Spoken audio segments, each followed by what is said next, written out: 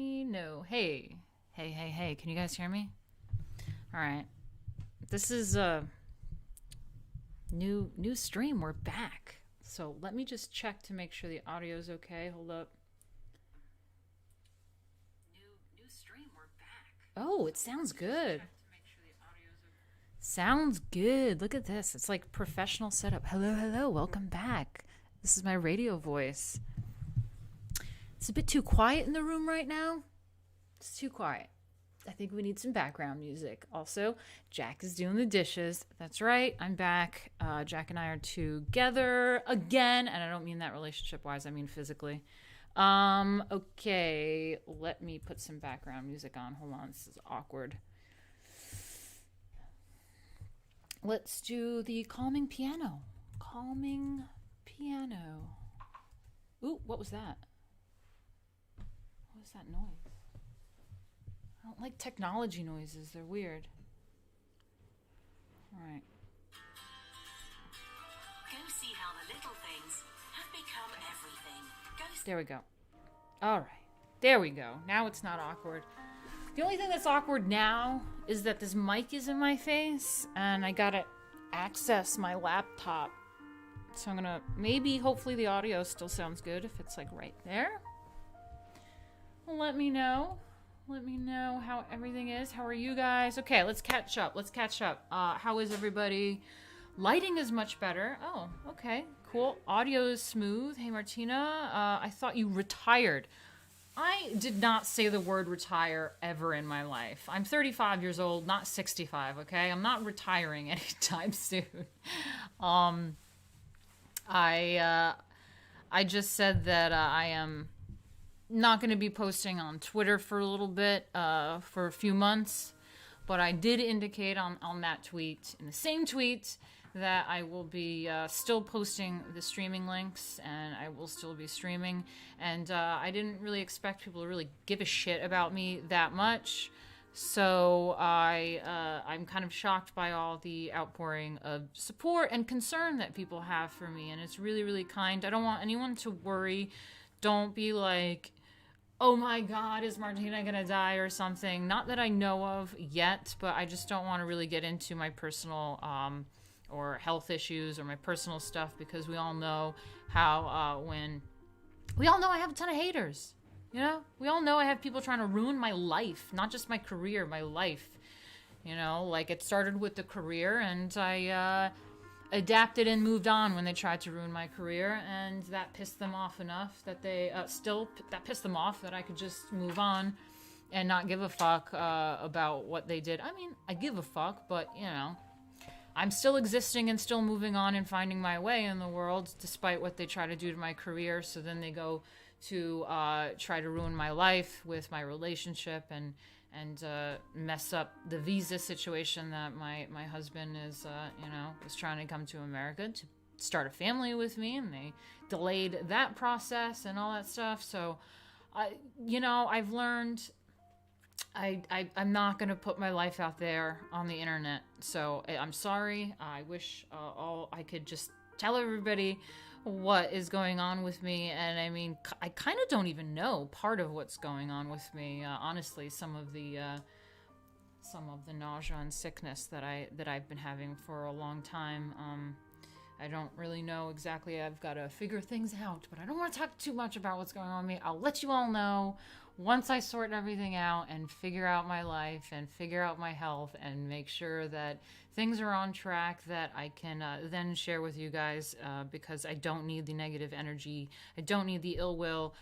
I do need the positive energy, so I really do appreciate you guys for that. But anyway, that's all I'm going to really care. I super simp care. Thank you for that.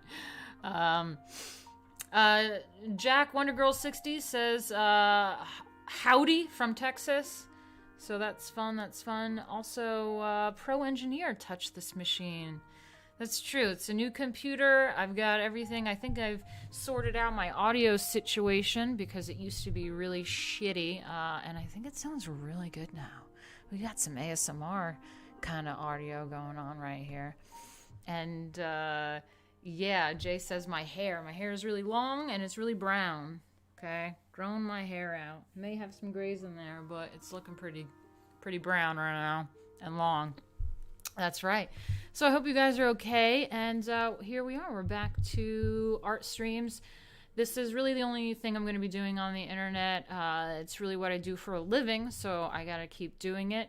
Speaking of, if you guys have a few bucks to contribute, haven't been on a while, could really use a few bucks. It helps me out a lot. I've got this goal down here for the week, and you can always help by going to streamlabs.com/Martina Markota TV.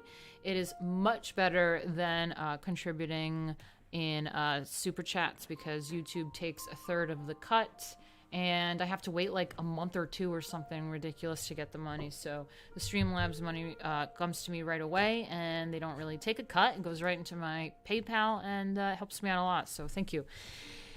Anyway, the natural look suits you. Thank you. Yeah, it's my natural brown hair, maybe with an extra gray or two. That's about it. So we are going over European Renaissance art history, part 2. Now, my title and thumbnail is not as accurate as it should be because it has been quite some time since we went over the art history textbook. So if you guys are new here and you're not familiar with what I'm going to be reading, sometimes people ask, what are you reading from? I do read. This is a reading stream, okay? But it's also really fun for the chat. I'm really glad to be back and have everybody all in the chat together. We have a really great group of people, a lot of smart people, a lot of artistic people. That's artistic, not autistic, artistic. We've got a lot of artistic, maybe autistic too, actually. And really cool, fun people. So enjoy each other while we do this, and hopefully have some fun. Rob was trying to help me a little bit earlier before I got on because I have a new set up here. I obviously didn't take my big Mac across the Atlantic Ocean, although it did travel from the UK to the US, but I'm not bringing that thing back here just to bring it back over there. So I have this laptop I'm working with, and I tried to sort out all the graphics and everything to make sure it's the same. Not everything is exactly the same, and I had a hard time getting a certain window open. Let me show you what I'm talking about. So if we go into the content section, so this is the book we're working with, usually right here. Lately I have been trying to get these images in this big window while I read, so that you can see the artwork that I'm reading about as I'm reading it. I think makes for a better stream that way. But for some reason, I couldn't get the what do they call these things? I couldn't get the window. I couldn't get the screen capture or window to work for just the images. So you're gonna have to bear with me with this textbook, and the textbook is Art Through the Ages, Gardner's Art Through the Ages. It is the textbook for Princeton textbook for the art history course, and it's really funny because when we started doing these art history streams with this textbook, I wanted like a prestigious textbook to use for art history. All art history textbooks are amazing. They're like this thick and pretty thorough. So if you're going to take an art class at university, art history is the way to go. I think you can actually use it as an elective for a history elective. FYI, if you guys are interested in that. So you could always pursue that. It's really, really interesting and awesome. Oh, yeah. So when I started doing these streams, I then found an article. I guess Princeton got rid of their art history class that we're going over here because it was too focused on white Western culture. And yeah, so if Princeton's not doing it, at least we're doing it here. Let's get into it, shall we? This piano music. Can people hear the music? Because we've not tried it with the whole mic receiving. Well, let me hear. Let me hear myself. I don't know. Can you guys hear it? Well, let me hear. Let's see. Oh, it sounds lovely. Did you tweak the mic setting? Sorry, Yeah, I did tweak the mic. Yeah, cool. It sounds lovely. Okay. Sounds lovely. Hearing myself. Okay. Ah, everyone's saying hi to Jack. Okay, great. Hi. Ah, Vivian says, pretty sure that was my textbook when I went to art history. When I took art history. Cool. Do they stick woke politics in there nowadays? You know, that's a good question. The art history, as far as the art department goes, art history is probably the class that is the least wokest, which is why they probably got rid of it. They just straight up got rid of it. It's pretty good. I think in this textbook we did maybe come across a little bit of wokeness.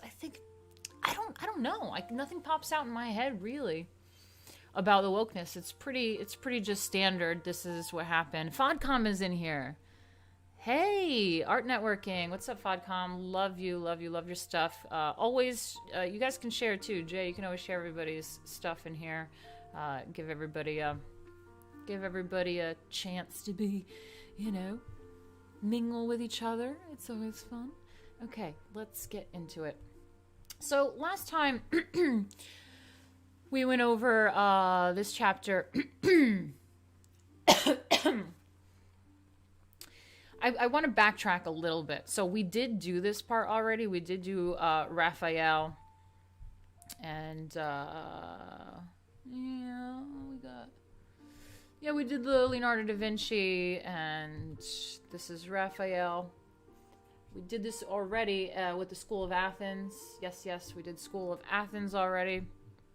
I was thinking of backtracking just slightly so that we can get back into the groove here with the new stuff. And then we have Michelangelo, the Pieta, I think that's how you say it. And of course, the Michelangelo's David. And we saw the other David, I think, earlier on in this chapter. It was more feminine and stuff. This is the David that I think we think of when we think the David. But yeah, a lot of degeneracy going on. Got some dick in there. And then we have some copyright restriction images. We got to figure out what that is. I think it's the Sistine Chapel or something. Ooh, the Sistine Chapel. How exciting. That's another fun one. Oh, maybe it's not because the Sistine Chapel's right here. Yeah. But that we'll see what that image is for. We'll Google it. But yeah, let's get back into it. Sorry, I'm just like trying to figure out how to maneuver all this because it's a new situation that I've got going on here. Okay, we got. See, this is why I want to have the images up while I read, so you can see while I'm reading these things. Oh well, next time, guys. Next time, just stick around. We'll make this better. But we have Madonna in the Meadow. Okay, I'll bring my mic now close to me. We'll do this. I think it sounds better when I have it close because I used to have it far away and it didn't sound this good. So, Madonna in the Meadow. In 1505 to 1506, Raphael painted Madonna in the Meadow, which is this figure right here. Madonna in the Meadow.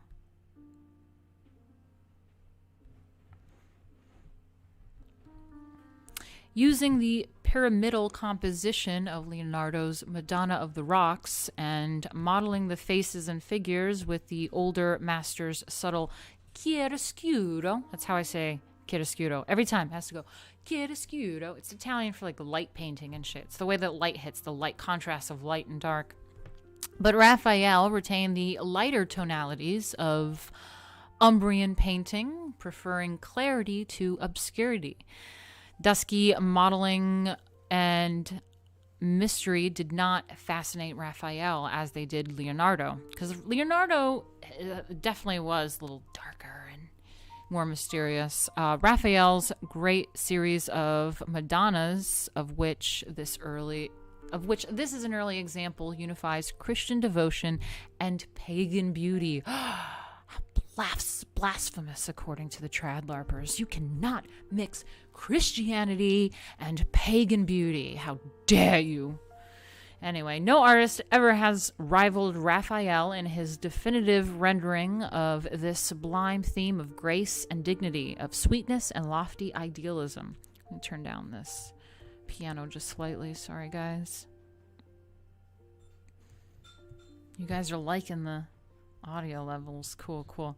So let's look at that again. So we got the pyramid kind of thing going on there between, I do believe, John the... Oh, thank you. Fluids near my computer. Oh. Is this tea? Oh, great. What? I just thought you'd look fancy.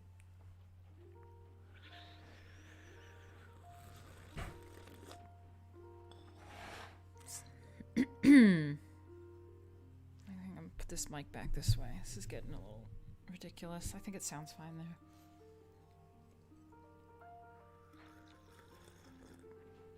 I know, I don't do fluids near my computer, so I'm putting it back here. That's because I am retarded and I will spill and knock shit over. Anyway, so... Yeah, so we have the pyramidal, I think that's John the Baptist and Baby Jesus, right? Let's see. Raphael, Madonna in the Meadow, 1505 to 1506. Oil on wood. It's 3 feet... Excuse me. Now I have to burp.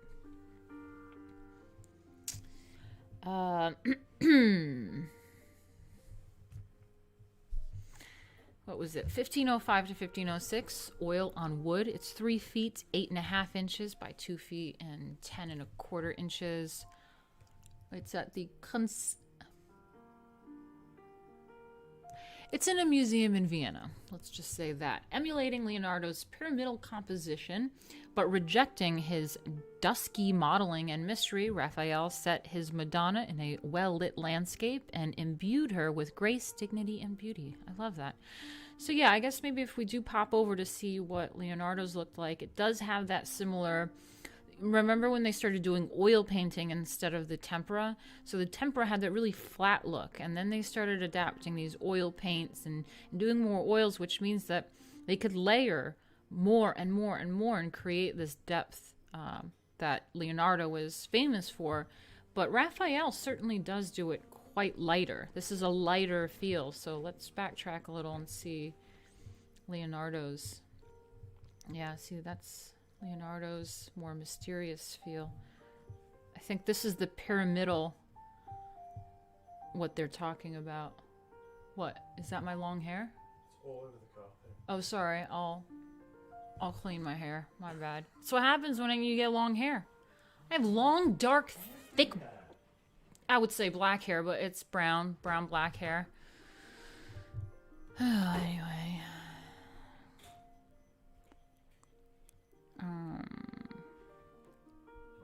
Why is it? What? Sure, get me a crumpet, Jack. Jack just wants to be a part of the stream so badly. I think that's what's happening. He's trying to be a part of the stream, so he's like, "Do you want some tea? You want a crumpet?" I'm like, all right, fine, Jack. Make sure you put plenty of butter in those little crumpet holes.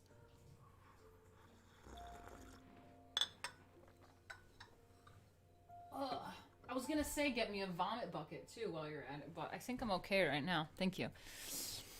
Okay, so this is the image that they're referencing when they talk about Leonardo's pyramidal, like Virgin Mary thing. So we got the same thing with John the Baptist, Virgin Mary, Baby Jesus, and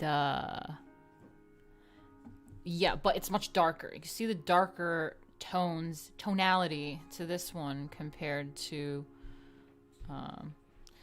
Jack Stevens says make sure he slightly burns it. They taste 100 times better burnt. No, wrong. I like it kind of soft. Yeah, I like it soft. Okay, so yeah, you can see the similarity between the pyramidal design of this, but wow, look at how brighter and lighter that is. I actually quite like Raphael. Leonardo is considered, I mean, I like Leonardo because he's an alchemist and stuff, but he's considered, you know. Oh shit, I just skipped over Raphael's intro and went right into the Madonna.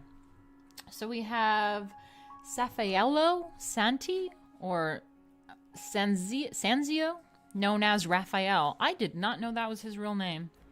Why the hell did they call him Raphael? Oh, probably because the Raffaello Santi, or Sanzio, known as Raphael, 1483 to 1520 in English, was born in a small town in Umbria near Umbrino. He probably learned the rudiments of his art from his father, Giovanni Santi, a painter connected with the ducal court of Federico da Montefeltro. I'm really bad at naming things. I'm turning down this piano. It's getting really wild. Wow, that crumpet really happened. Just a blob of butter. You didn't mix it in. It's melting. All right, let it melt. From the knife. Yeah. Gotta like rub it in, you know? Yeah, but it's gonna melt first. Yeah, but it helps the melting. It's called surface area. It's called shut up and eat your crumpet, he said. Okay, here, take this knife. You guys know what a crumpet is? Look at this. The Brits in here do. But the Americans are probably like, what the... Oh, I'm gonna get butter juice on my computer. I swear to God, I know, but I was showing them. I'm like, look at this crumpet as it's like gonna drip butter on my keyboard. Oh my God, I'm so retarded. Here, get this.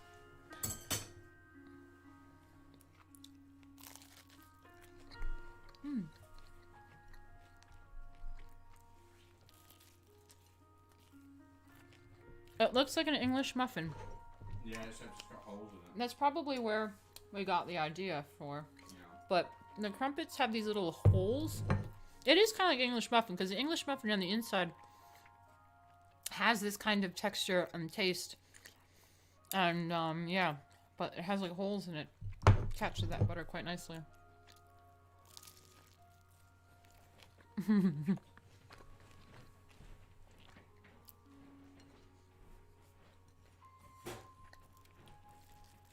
Sorry, guys. I'm just gonna finish this real quick while it's warm. It's Jack's fault. He's trying to feed me while I stream. Yep.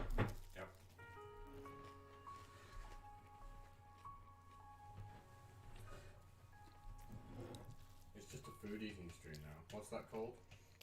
There's a weird Japanese Mukbang? name. Mukbang, yeah. Crumpet mukbang.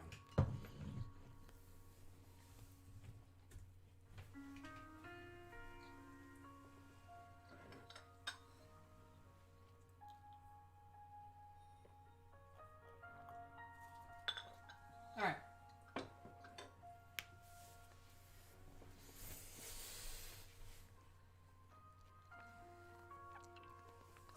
Sorry.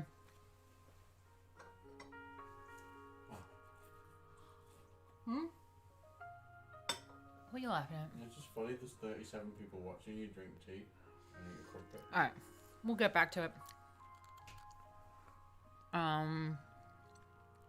Alright, so Raphael was born in a small town in Umbria. He learned the rudiments of his art from his father, Giovanni Santi, a painter connected with the ducal court of Federico da Montefeltro.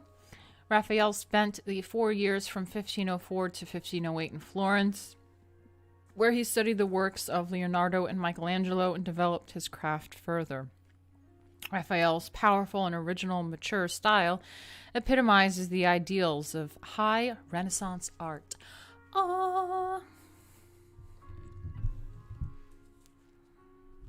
And then we have the School of Athens. Amazing. That is this guy. Look at that one. Cool.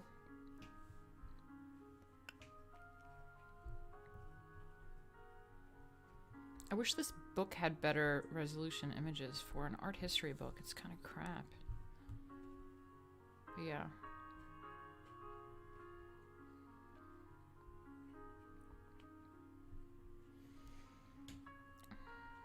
Okay, so that's what we're talking about now. In 1508, Pope Julius II, roughly 1503 to 1513. What?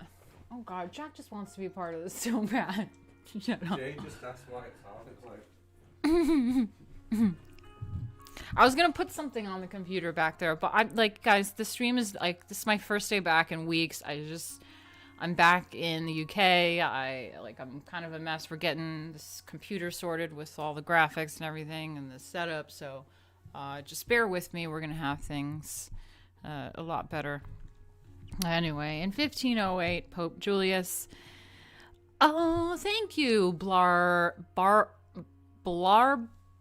Thoughtful.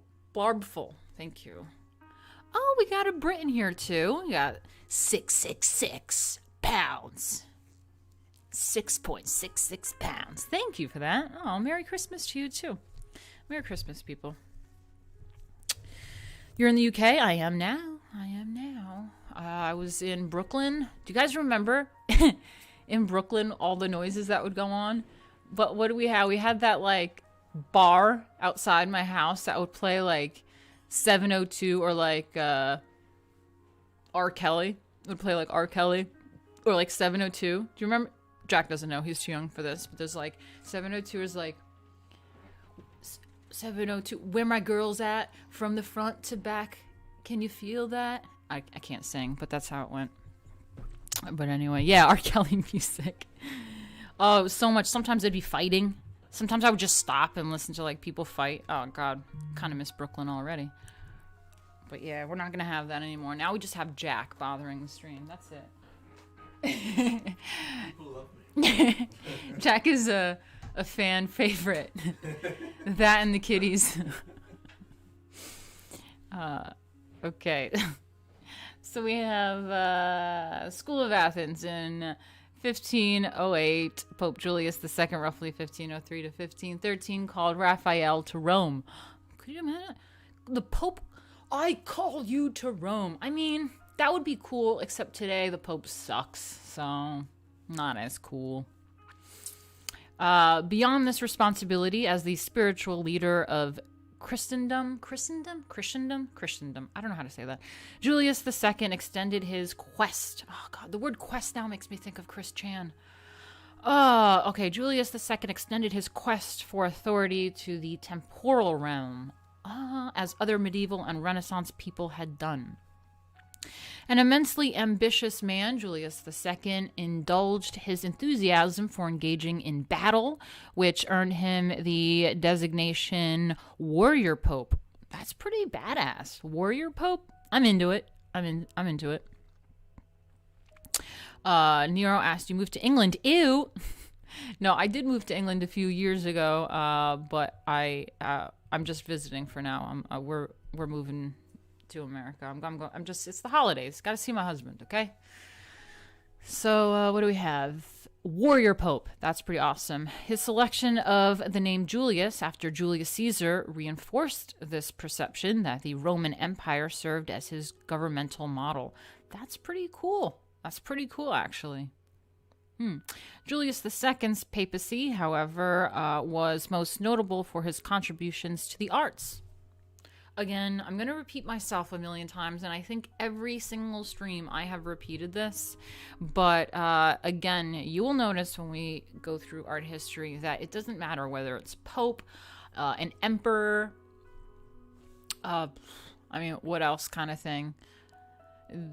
Anyone, any sort of benefactor or important person is a patron of the arts. And that is the reason why we have all of these amazing historical works of art, and that is the importance of art. And I think that people forget that. People on the right forget that, and there was no one's putting money into it. The only people putting money into the arts is the left. The right doesn't see value in the art. They don't care about it. But when we all of the right and the trad people kind of idolize this kind of artwork that we see here, and you'll notice who is supporting it. There is funding for it, and it's either the Roman Catholic Church or some emperor or something going on where they said, make amazing artwork, and that is why we have it. And to this day, I don't want to say worship because that's blasphemy, right? Oh, we don't worship the art, but you know what I mean. So we have Barb Rogers, Little Miss Sunburn. Hey, Barb. Nice to see you. I haven't seen you in a while, I feel like. $2 Canadian. Thank you. She says, does Jack have any good stories? Hold on. I can't read the whole thing. Let me move this. Does Jack have any good stories kicking Antifa ass? That's funny. Jack will do his own stream. You don't do streams? He has his YouTube. But,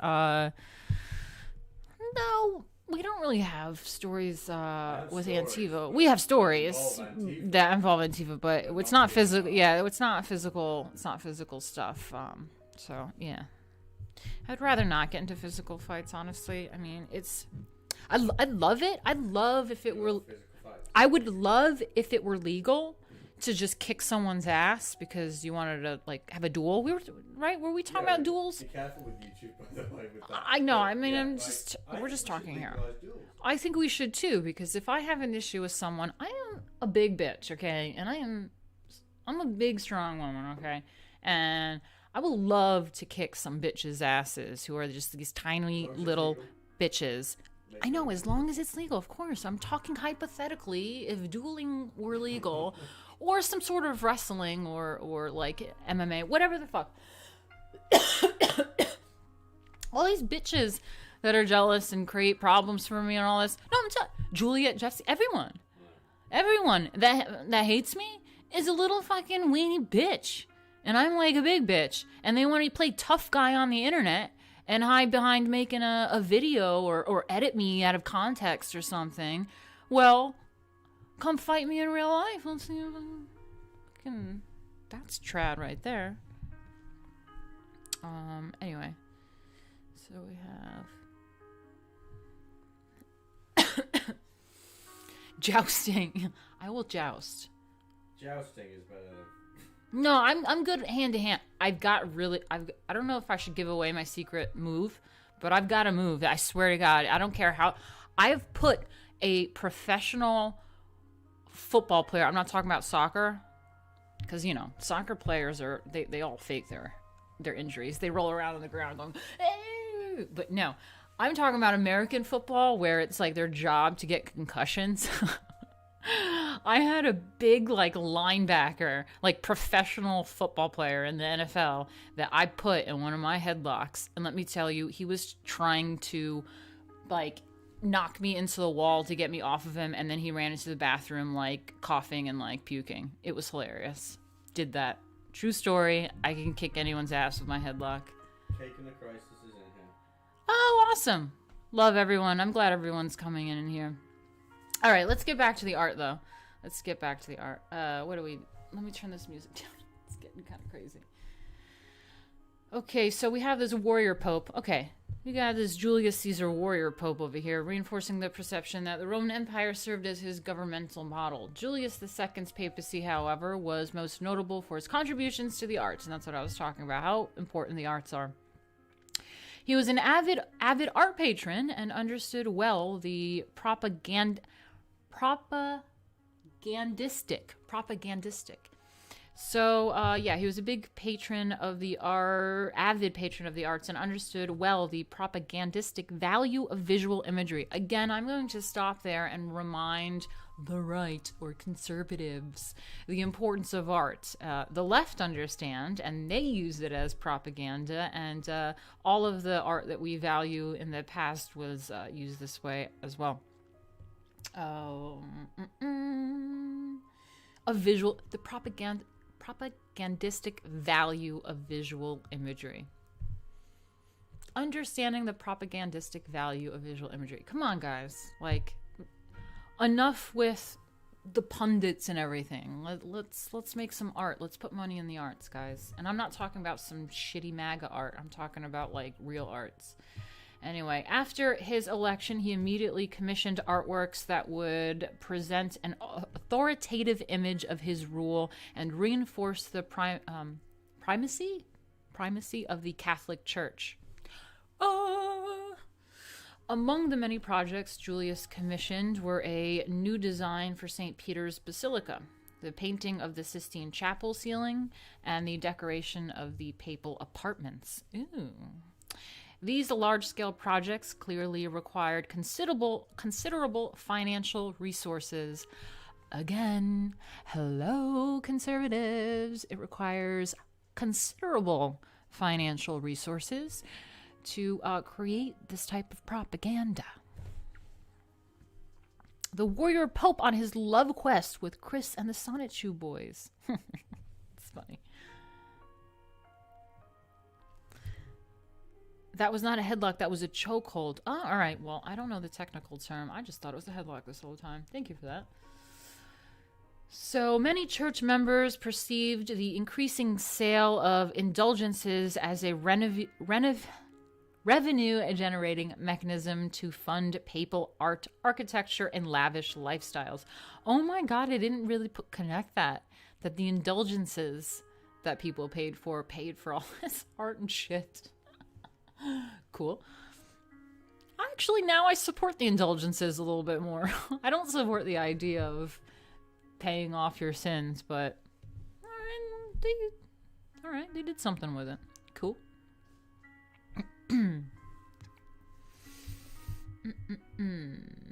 Okay, this perception, accurate or not, promoted disgruntlement among the faith. Thus, Julius's patronage, despite its exceptional artistic legacy, also contributed to the rise of the Reformation. Well, you know what? The rise of the Reformation led to the Counter-Reformation and Baroque artwork. So, that's all right. That's all right. Although the commissions for St. Peter's and the Sistine Chapel went to others, Julius entrusted Raphael with the responsibility of decorating the papal apartments. Of the suite's several rooms, the stanzas, kind of like the, I think that's taken from the, is it the Roman thing? Raphael painted two himself, including the stanza della Signatura, Room of the Signature. The Papal Library, where the Pope signed official documents. Raphael's pupils completed the others, following his sketches. That's something people don't realize about artists as well. I mean, I'm friends with famous artists, I don't know if you know him, Mark Kostabi in New York City. He's done, like, Kiss albums. Actually, he did speaking of popes, he did a sculpture for the Pope in Rome as well. Yeah, I think he has a place in Italy. In fact, he loves Italy, but he's a New Yorker. And I've been to his studio in New York City as well, over in Chelsea in the art area. And people don't realize, but it's a common thing. I mean, throughout art history, but he had a whole factory of apprentices painting his paintings, but they're following his methods. And then he comes in and he does the sketches and the concepts and whatever, but they execute the artwork and in his style. They work under him, and he comes in and signs it. So yeah, that's kind of a normal thing in art, in the art world. And people don't really realize that. This is when art is like professional too. So anyway, and really respected. So let's see, we got the Papal Library where the Pope signed off on official documents. Raphael's pupils completed the others following his sketches. On the four walls of the library, under the headings theology, law, poetry, sorry, that W just kind of freaked me out. Law, poetry, and philosophy. Raphael presented images that symbolized and summed up Western learning as Renaissance society understood it. It's beautiful. The frescoes refer to the four branches of human knowledge and wisdom, while pointing out to the virtues and learning appropriate to a pope. Given Julius II's desire for recognition as both a spiritual and temporal leader, it is appropriate that the theology and philosophy frescoes face each other. The two images present a balanced picture of what the Pope, as a cultured, knowledgeable individual, and as a wise, divinely ordained religious authority. I love that. Cool.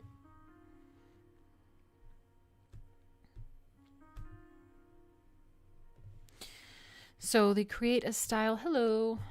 He says, hello, artsy enlightener and her wholesome stream. Hello. Welcome. I don't know how to say your name. Sir Micro.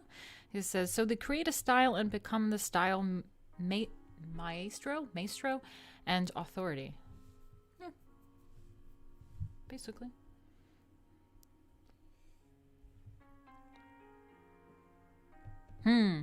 Watchrider says, I think the jury is still out if Michelangelo allowed his art team to work on the Sistine Chapel surface. He was a perfectionist after all. I would be that way. I don't know if I could have apprentices do too much. Although... He's got a crick in his name. I always wonder about that. How did he do that? Yeah, And even if he was lay on his back, that must have killed his arm. Yeah, the arms. Yeah. Well, I mean, they did a lot of transferring. They did a lot on the ground, and then they transfer things to the ceiling. But I mean, I'm not saying they're not ever like touching things up and doing a lot of work like that or laying down like that. But there is a system that they had of transferring. I thought he changed the whole damn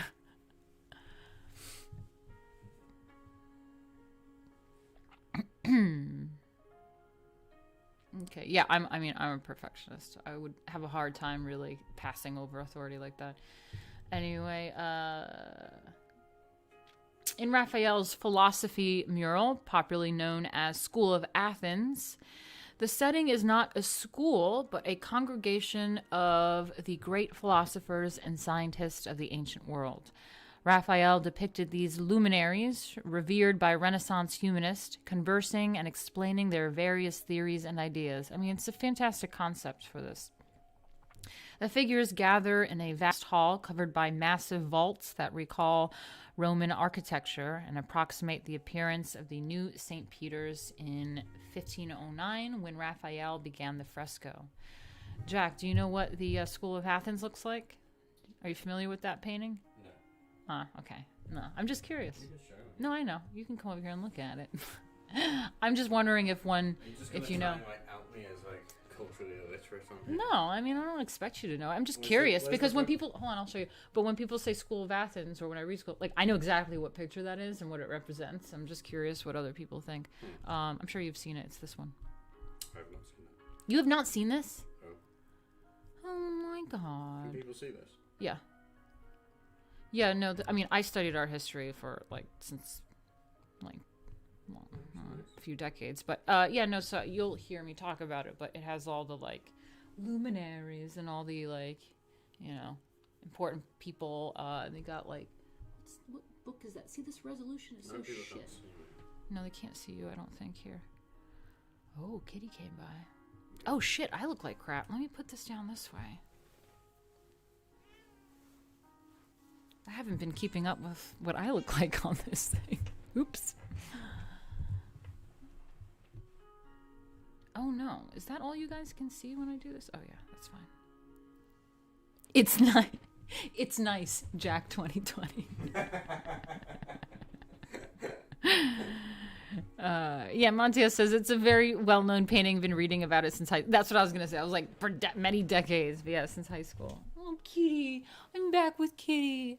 Oh, I love you, Kitty. It's nice. It's nice. It's like when Christiane goes, gorgeous. Okay, let's get back to this. Gorgeous. You know what? This thing behind me makes it look like I've got frizzy hair.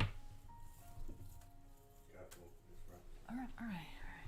It made me look like I got frizz coming out of my head. I didn't like that. All right. So we have the School of Athens. It's nice. Okay, colossal statues of Apollo and Athena, patron deities of the arts and of wisdom, oversee the interactions. Oh, cool. Yeah, the sculptures.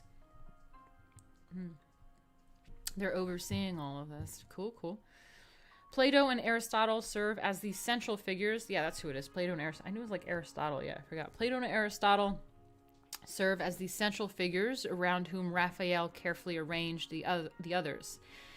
Plato holds in his book Timaeus and points to heaven. Is that how you say it? Timaeus? And points to heaven, the source of this inspiration, while Aristotle carries his book Nicomachean Ethics. I don't know. I'm sorry, guys. I don't know how to say these things. And gestures upward towards the earth. As above, so below.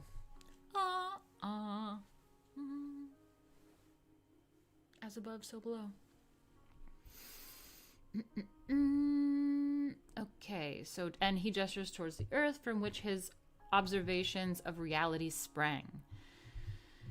Okay. Appropriately, ancient philosophers, men concerned with the ultimate mysteries that transcend this world, stand on Plato's side. I love that. On Aristotle's side are the philosophers and scientists who studied nature and human affairs. At the lower left, Pythagoras writes as a servant holds up a harmonic scale. In the foreground, Heraclitus, probably a portrait of Michelangelo, broods alone. Dionysus sprawls on the steps. I think that's the image of, like, what's his name? Sam Hyde or whatever on the steps is, I think, supposed to be like. It's like Dionysus on the stairs in the school of Athens. Where are we? At the right, students surround Euclid, who demonstrates a theorem. Oh, how fun, mathematics. Euclid may be a portrait of the architect Bremenite, discussed later. At the extreme right, just to the right of the astronomers Zoroaster and I hate that name, Ptolemy, both holding globes. Raphael portrayed himself as a young man wearing a dark cap. Okay. Aww. Is that a young man wearing a dark cap? Kind of looks old. Or, is he the one in yellow holding the globe? Cool. Is that Euclid over here, like, showing his theorem?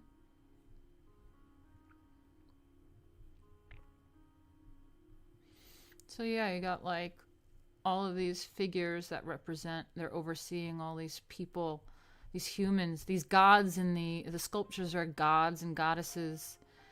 And they're overseeing all of these amazing humans that, you know, are thinkers, artists, poets, scientists, philosophers. It's pretty cool. Yeah, School of Athens. Raphael included himself in this gathering of great philosophers and scientists whose self-assurance conveys calm reason. The setting resembles the interior of the new St. Peter's. Oh, cool. So this is a stanza at the Vatican Palace, Rome, Italy, 1509 to 1511. It's a fresco, and it's 19 feet by 27 feet. Whoa!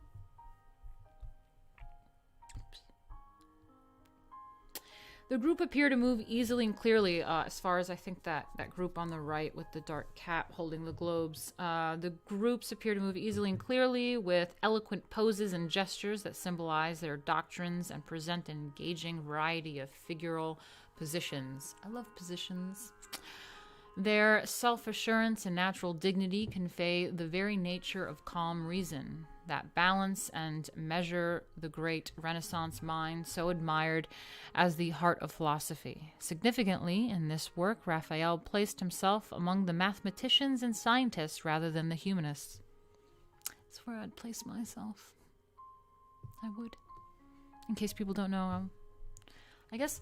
Someone say they are a mathematician. I always hated when people called me a mathematician. I'm like, okay, calm down. I studied math. I don't know about mathematician, but I guess calling myself a mathematician is better than being like, I studied math. Like, okay. It's kind of stupid. Okay, so what do we have here? He placed himself among the mathematicians and scientists rather than the humanists. Certainly, the evolution of pictorial science came to its perfection in School of Athens. Raphael's convincing depiction of a vast perspectival space on a two-dimensional surface was the consequence of the union of mathematics with pictorial science, here mastered completely. That's what I'm talking about. That's what Lady Alchemy is all about. It's the combination of math, spirituality, and art, and it comes together. Lady Alchemy. The artist's psychological insight matured along with his mastery of the problems of physical representation. All the characters in School of Athens, like those in Leonardo's Last Supper, communicate moods that reflect their beliefs, and the artist's placement of each figures tied these moods together. Raphael carefully considered his design devices for relating individuals and groups to come to one another and to the whole. Okay, so yeah, the groups kind of look beautiful in their own individual kind of groups, and then as a whole, it makes sense compositionally as well. Raphael carefully considered his design voices for relating individuals and groups to one another and to the whole. These compositional elements demand close study. From the center, where Plato and Aristotle stand, Raphael arranged the groups of figures in an ellipse with a wide opening in the foreground. Okay, let's just this is why I like having the image for you guys when I talk about this, because now we gotta defer back to the image. Defer back to the image. Okay, so they're in an ellipse, they're saying, in the most vast open space. I guess, okay, sure. Let's go back.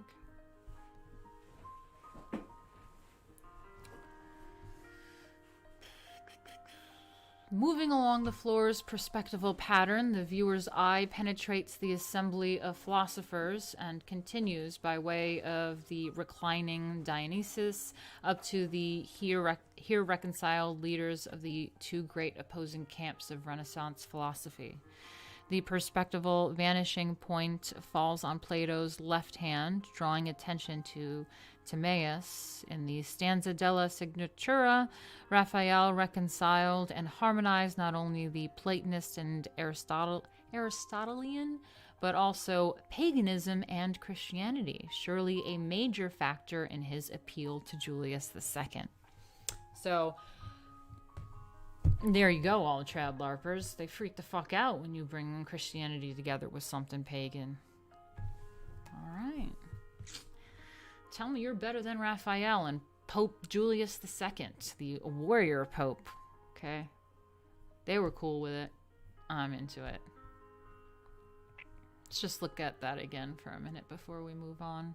And I will check your comments real quick. Okay, how are we doing, guys? Looking good. Okay, we got a lot of, Jack. What do we have?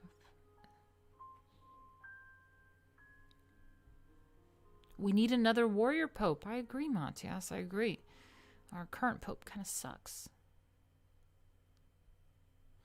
All right, yeah, you guys are chilling. Martina, are you related to royalty? Not that I know of. Not that I know of. I wish. I'd have a totally different life. Hey. Oh, No, I don't mean. Married to royalty. No. Are you related to royalty? Jeez. I mean, I got that Rh negative blood. I'm related to angels. I love your new setup. You look beautiful. Thank you, Jenny. Wow. I didn't think my setup was really anything fantastic. Just trying. This is my new start to try to get this back going. I'm actually still wearing my house gear. Jack calls this my mom outfit. It's a mom outfit. Alright, whatever. I was like, I would say like a mom outfit sounds insulting, but like, I mean, I'm 35. I guess a mom outfit's not that bad. No? As long as you don't have I love mom jeans. Mom jeans. If you go far back enough, we are all related to royalty. I like that. I like that. All right, cool. You guys are chilling. I'm glad you're enjoying yourselves. Let's get back to the art history if you don't mind.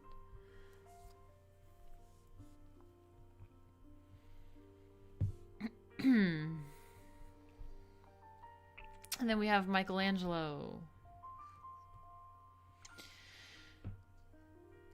The artist who received the most coveted commissions from Julius II was Michelangelo Buonarroti?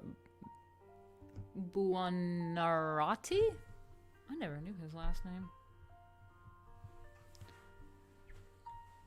1475 to 1564.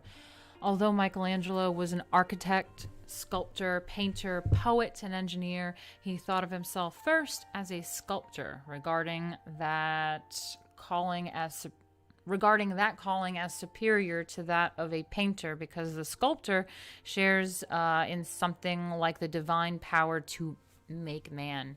Oh, I get that. I mean, yeah. So he thought sculpting was more godlike and superior of art forms because he gets to make a man. Drawing a conceptual parallel to Plato's ideas, Michelangelo believed the image produced by the artist's hand must come from the idea in the artist's mind. I mean, that's really similar to, in esoteric terms, they talk about creation as like the finger of God or the fire of introspection. So that means that manifesting something in the physical world first, it first starts with an idea. You know, it's first an idea, and then it can become manifested in physical form. So I like that. Drawing a conceptual parallel to Plato's ideas, Michelangelo believed the image produced by the artist's hand must come from the idea in the artist's mind. The idea, then, is the reality the artist's genius has to bring forth. Agreed. But artists are not the creators of the ideas they conceive. Rather, they find their ideas in the natural world, reflecting the absolute idea, which, for the artist, is beauty. Oh, that's totally Lady Alchemy. I'm all about that. I love it.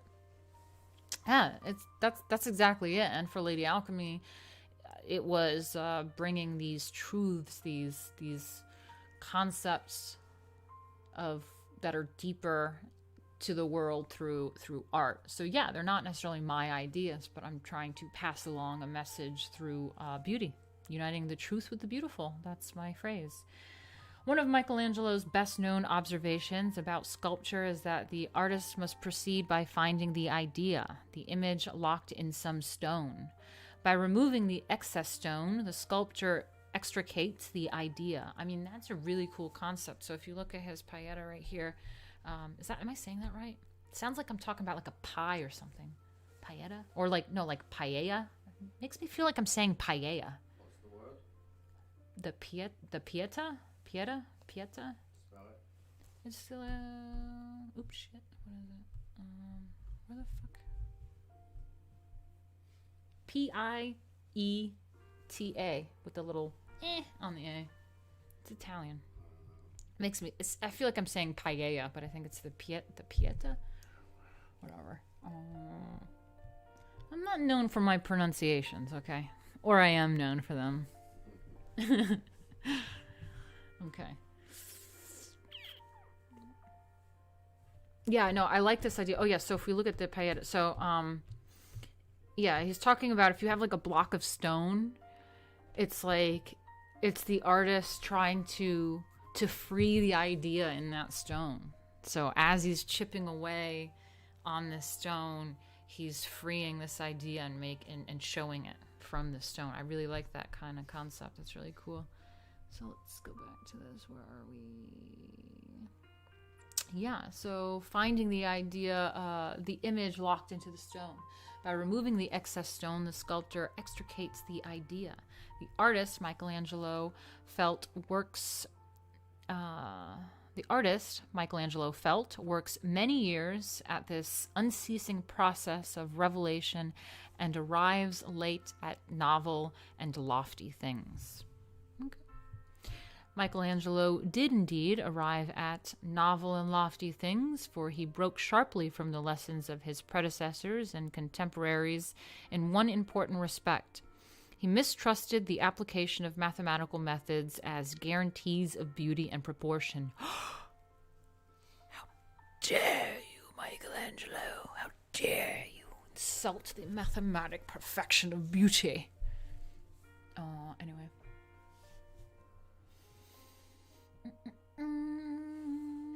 Measure and proportion, he believed. Is that not math? Measure and proportion, he believed, should be kept in the eyes. Oh, okay, he's saying it should be kept in the eyes. Vasari quoted Michelangelo as declaring that it was necessary to have the compasses in the eye and not in the hand, because the handwork and the eye, because the hands work and the eye judges. Okay, I'll take it. So he didn't just throw away the idea of mathematical proportions. He said to have that in your eye, but not necessarily like in your hand, like building that mathematics, but like have the eye there. Know about the grid, have you say, right, Jay? Right, Jay? The grids and stuff and proportions.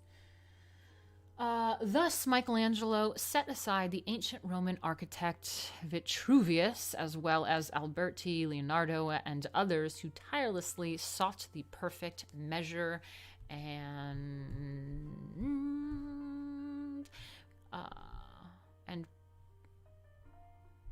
what the fuck? Where is this? Measure and asserted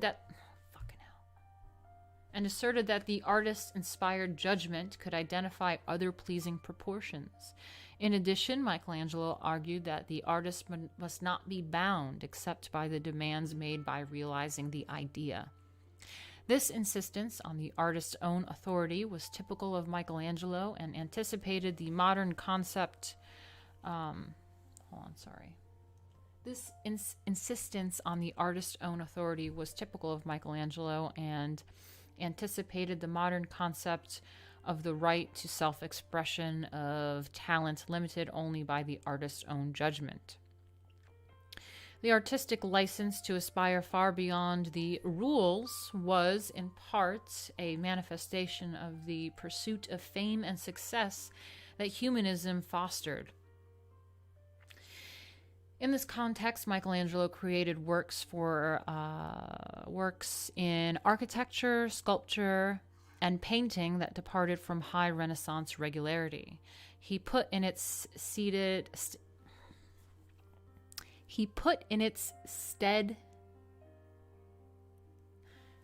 Okay, I'm reading that right. He put in its stead a style of vast, expressive strength conveyed through complex, eccentric, and often titanic forms that loom before the viewer in tragic grandeur? Is that how you say it, Jack? I hate that word. Grandeur? How do you say that word? Grandeur, right? I'm saying it right. Okay, never mind. It's not. It's fine. It's not that complicated. Just grandeur. I just say words funny sometimes when I read it. As in more grand. Yeah, grand and then EUR. Grandeur. Okay. Michelangelo's self-imposed isolation, creative furies, profound independence, and daring innovations led Italians to speak of the dominating quality of the man and his works in one word. It's an Italian word. I don't know how to say. Terribilitia, the sublime shadowed by the awesome and the fearful. Okay, the sublime is shadowed by the awesome and the fearful. Okay, cool. So the Pieta? Paella. I'm going to call it the Paella. Oh, shoot, that's blasphemy according to the Trad LARPers because it's Madonna and Jesus. Okay, so Michelangelo began his career in Florence, but when the Medici fell in 1494, he fled to Bologna, and then moved to Rome. There, around 1498, still in his early 20s, he produced his first masterpiece, Pieta. See, now I'm saying Pieta. Fuck. He did this in his 20s. God damn it. He did that in his 20s. That's crazy.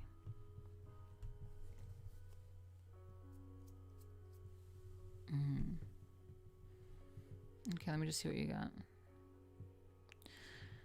Okay. Oh, we got Nick in here. Nick Soldo. Thank you for the $20. Thank you, Nick. He says from Chicago, Bachko and Nikola. Okay, Nikola. Wow. Hi, Nikola. Nikola and Tomislav? No?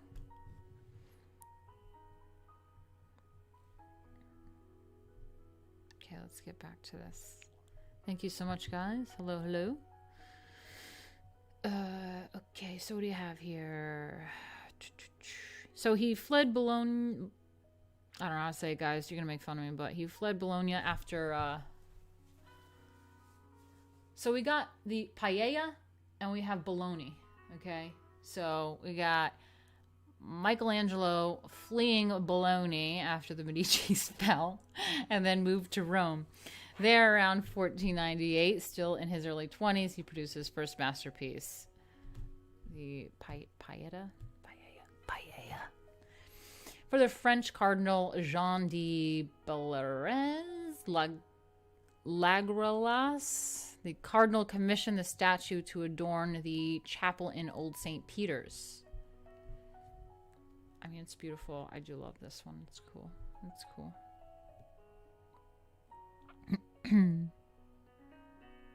Pieta. Thank you. Pieta. That's it. Thank you. So it's like Pieta. Okay, thank you. Thanks, guys. Pieta. Paella. Matteo says that he missed Martina's mispronunciations. Thank you, guys. Cool. Let's get back to it. Okay, so the Cardinal commissioned the statue to adorn the chapel in Old St. Peter's, in which he was able to be buried. The work is now on view in the new church that replaced the 4th century basilica. The theme, Mary cradling the dead body of Christ in her lap, was a staple in the repertoire of French and German artists. And Michelangelo's French patron doubtless chose the subject. The Italian, however, rendered in northern theme in an unforgettable manner. Michelangelo transformed marble into flesh, hair, and fabric with a sensitivity for texture that is almost without parallel. The polish and luminosity of the exquisite marble surface cannot be captured fully in photographs and can be appreciated only by viewing the original. Damn. Wish I could see that. Breathtaking, too, is the tender sadness of the beautiful and youthful Mary as she mourns over the death of her son. In fact, her age, seemingly less than that of Christ, was a subject of controversy from the moment of the unveiling of the statue.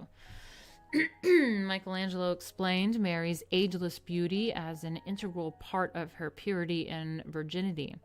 Beautiful, too, is the son she holds. Christ seems less to have died than to have drifted off into peaceful sleep in Mary's maternal arms. His wounds are barely visible. That's pretty cool.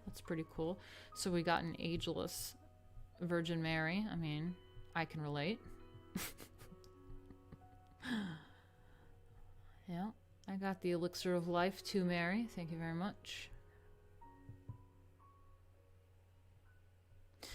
Yeah, someone says that the Virgin Mary is huge. She says, they say, look at the size of her compared to Jesus. Yeah, it's accurate. I mean, you never really look at this and think it looks funny, but if you think about it strong enough, it does. I love her hand here, that pose of her hand. It's really lovely. I love that. I love hands. As a dancer, that's, the port de bras you always think about, the elegant hands. Hey, Stephen is who? Nice to see you in here.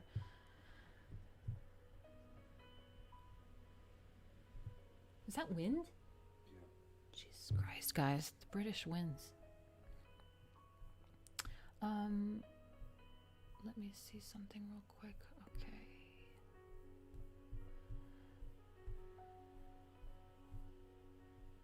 Okay, so we have...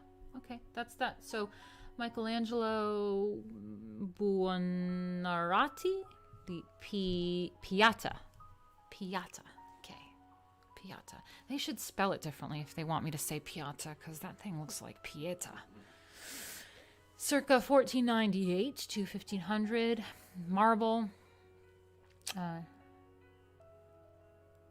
Sorry, I just got to thinking because my comic book artist was former one was in his late 30s and supposedly a veteran in the industry for decades, and he couldn't seem to just draw a comic book in a few years. But this guy, within 2 years and in his 20s, made the Pieta. So it's quite fascinating when this kind of thing happens in these books. I just go, interesting.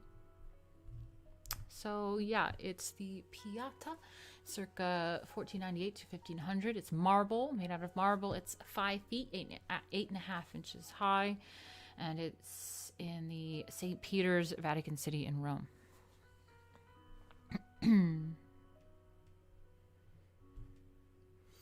Michelangelo's representation of Mary cradling Christ's corpse brilliantly captures the sadness and beauty of the young Virgin Mary, but was controversial because the Madonna seems younger than her son. Oh, is Streamlabs not coming through tonight? Oh, my bad, guys. Shit, let me look at Streamlabs. Oh, fuck, because you're right, because I've been, I was trying to set up my streams and OBS and everything on this new computer and all that, and I forgot I did not really I didn't link the widget, the Streamlabs widget, to the streams. Thank you, good point. Let me write this down so that I can change that. For the next stream. I knew everything wasn't going to be in perfect order today. But we're getting there. I think it looks fairly similar to the previous streams, and in fact sounds better. So we're getting there. Unfortunately, too, I didn't get to transfer all of my files from the other computer to my external hard drive here. So it sucks because I had a brand new setup on my OBS for the etiquette streams, like all this stuff. Oh my god, I had such cool new shit that I never got to show you guys, and I didn't transfer all of the files and all that yet. God, I'll have to either redo it or you'll see the new stuff when I get that computer again. But anyway, so I gotta fix this, so thank you for that. So stream, let me do Streamlabs widgets. I'm going to do connect to OBS. Okay, thank you for that. So we have comments. So Nax McDonald, hey, what's up? Oh my god, I think I'm doing the stream for you if we've been communicating on Twitter, if that's you, because there's a McDonald on Twitter that I've been talking to. What, Nax McDonald? Who? I just said Nax McDonald. Next. Oh, I thought you said a different name. Okay, so he gave $5 twice. Thank you so much with the same comment. So $10. Thank you so much, McDonald. He said, Martina, how about Lauren Southern mentioning you as our right-wing artist? Do you feel finally got your due? Did you and Lauren know each other from Rebel Media? No, I don't know her from Rebel because she left and then I came on from Rebel, but I do know her for the past, few years, just behind the scenes. Just, social media and just same kind of groups of people, and we all know it's kind of a small world in this whole scene. So we've known of each other for the past few years, but it's it's nice that she finally mentioned me because she has known of me for a while, and a lot of people know who I am. A lot of check marks know who I am. A lot of bigger people know who I am, and for some reason don't really speak up and say anything or promote me. So yeah, it was really nice to finally have someone go, oh hey, by the way, like Martina's, I wouldn't say right-wing or conservative artist. I just happen to be a Republican who is an artist, and it's nice that she pointed that out to people. So yeah, it's nice. I do appreciate it. I wish it would happen more often. It is me, Martina. Okay, good. I'm glad to know it's the same McDonald's. I really, McDonald. I really appreciate you. You're always so kind to me. Nick Soldo. Hi. Oh my god. Is that Nick? Is that Nicola? No fucking way. It's weird. Nicola and Thomas Love, man. I can't believe it. Wow. It's 2020. We're all grown up. That's crazy. You should message me if you can in some other platform because I'd like to talk to you. That's really interesting. It's been a long time. It's been about 30 years. So anyway, Lauren Southern fans galore should come and support Martina. I agree.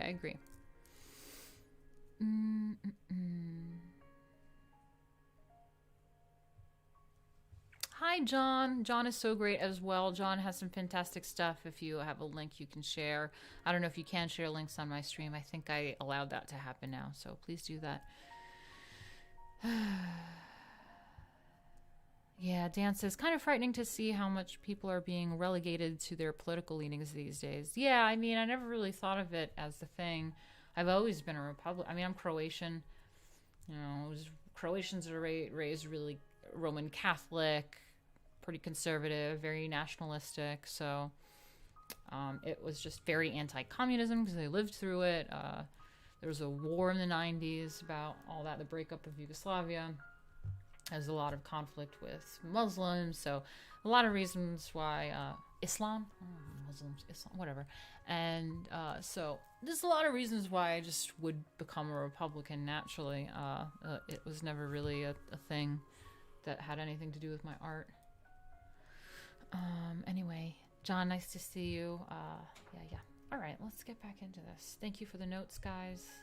I'll try to keep up with the Streamlabs, but if you mention it in the chat, I'll double check and I'll connect the widgets. Sorry about that.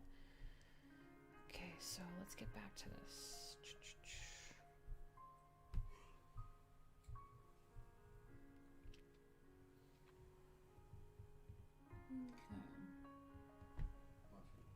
Do you think it would be too dark if I turn this light off? You can turn it off if you want.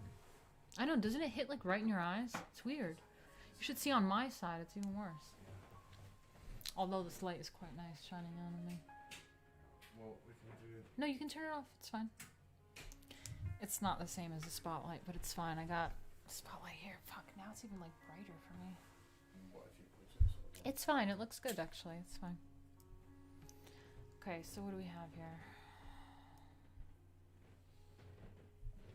So then we have David. Michelangelo returned. Let me get my mic back over here so I sound really good. So Michelangelo returned to Florence in 1501 when the Florence Cathedral Building Committee asked him to fashion a statue of David from a Greek block of marble left over from an earlier aborted commission. What? That's crazy. I did not realize that.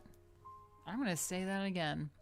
So Michelangelo returned to Florence in 1501 when the Florence Cathedral Building Committee asked him to fashion a statue of David from a great block of marble left over from an earlier aborted commission. Can you believe that this thing that came from an aborted block of marble? It's one of the most famous pieces of artwork, one of the most famous sculptures. It's crazy. Let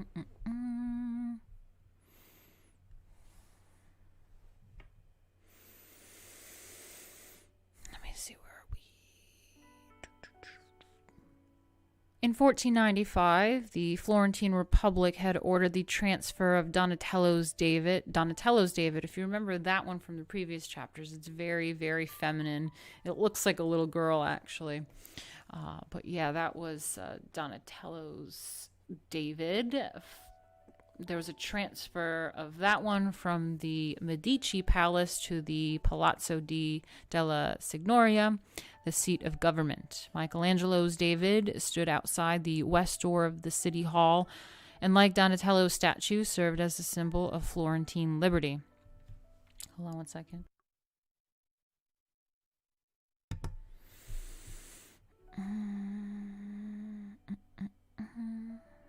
The statue, which Florentines referred to as the Giant, immediately established Michelangelo's reputation as an extraordinary talent.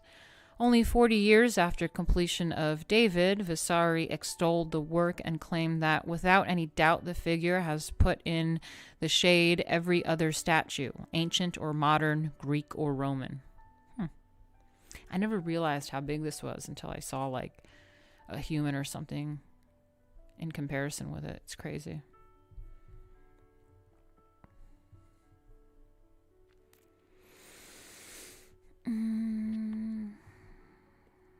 Despite the traditional association of David with heroism, Michelangelo chose to represent the young biblical warrior not after the victory with Goliath's head at his feet, but turning his head to the left, sternly watchful and of the approaching foe.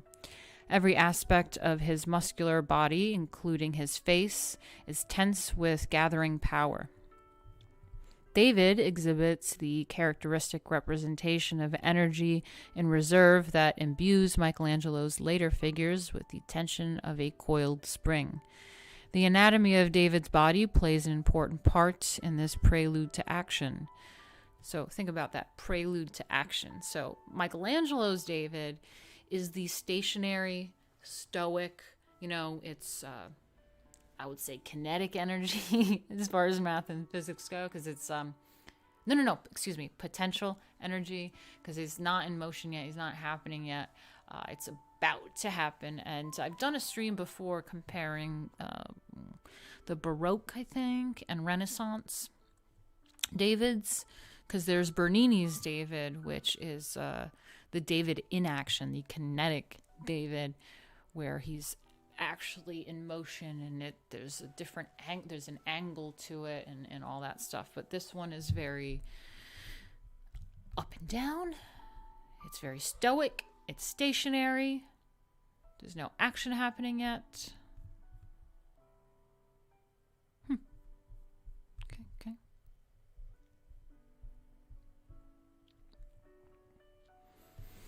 Yeah, so David exhibits the characteristic representation of energy in reserve that imbues Michelangelo's later figures with the tension of a coiled spring. The anatomy of David's body plays an important part in this prelude to action. His rugged torso, sturdy limbs, and large hands and feet alert viewers to the strength to come. Do they?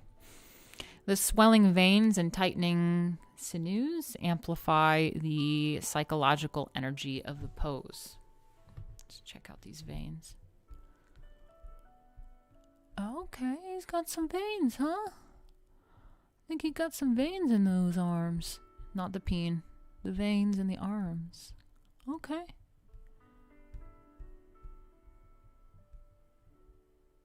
That's the nose. Very strong and intense nose. That's what I'm talking about. All right.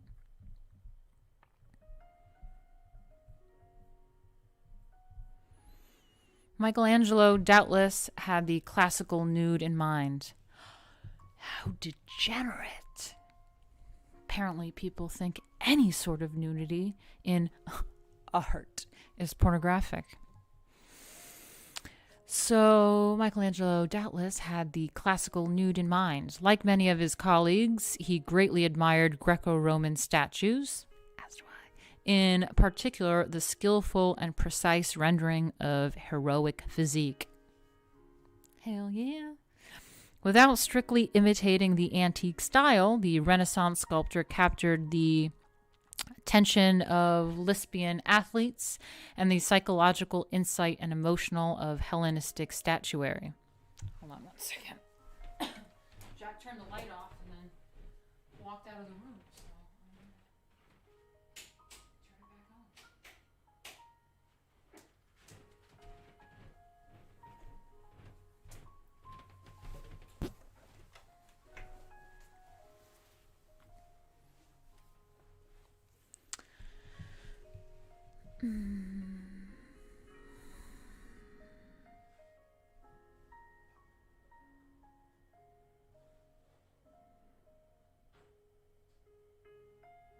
Without strictly imitating the antique style, the Renaissance sculptor captured...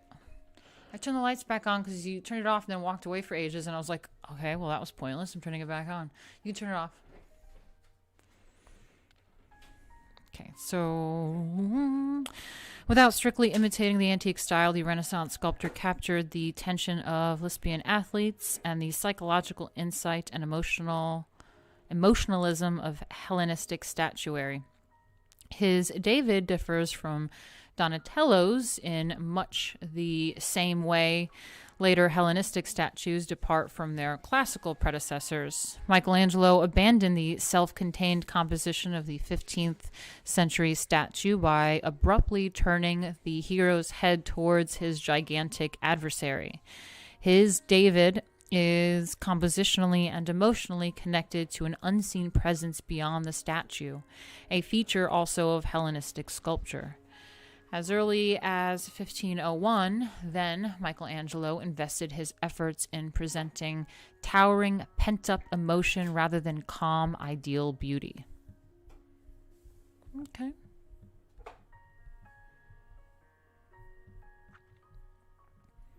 Michelangelo's David from Piazza della Signoria, Florence, Italy, 1501 to 1504, marble, 17 feet high. I did not know this statue was so gigantic. And again, they have a little marker here. I don't know if you can see it. See the 1 foot? That 1 foot doesn't even hit his whole foot. So, wow. So if I'm like 5'8", let's go 1, 2, 3, 4, 5, 6, 7. Oop, that's 7 feet. Hold up. 1, 2, 3, 4, 5. I'm like up to his knee. Smaller than his knee. Damn. Yeah, this one? Yeah, I know what Yeah. Oh, you know the David. I didn't know it was that tall either. I saw like a human near it or something like on a balcony looking at it, and I was like, is that real? I was like, no. It's like how everyone always assumes that the Mona Lisa It's big and it's tiny. Yeah. Yep. like this, Yeah, no, it's pretty. I heard it's like kind of ridiculously small. But this thing is ridiculously big, and I didn't realize. I mean, I knew it was like a statue, but I'm used to like the Met and stuff like that, and they just have like normal life-size kind of looking things. But this thing is gigantor, literally. In this colossal statue, Michelangelo represented David in heroic classical nudity. Jack, do you hear that? Heroic classical nudity?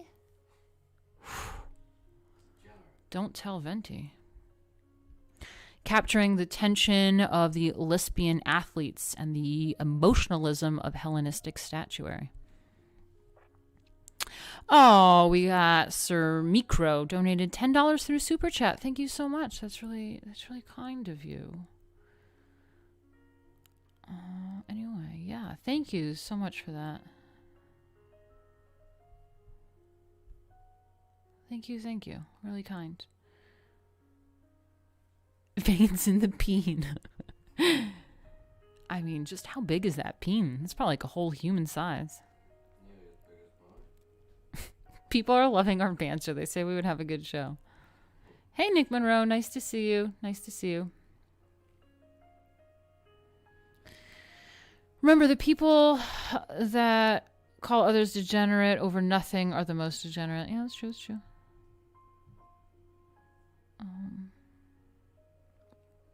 A lot of the phrases allocated to this statue would sound slightly different out of context. That's true. Let me just scroll up a bit while I read this.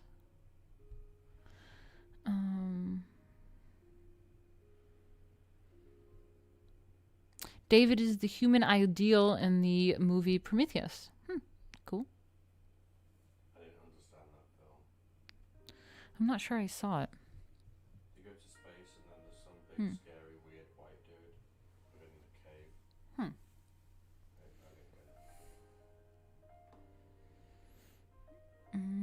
get it. This is the opposite of how comic characters are drawn now at Marvel and DC.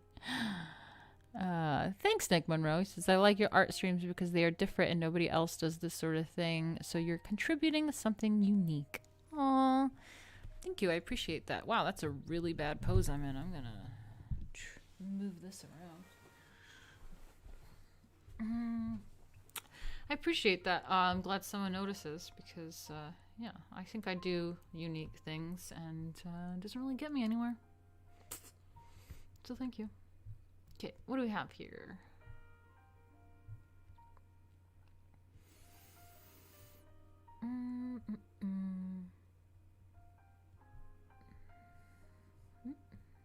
Jesus Christ.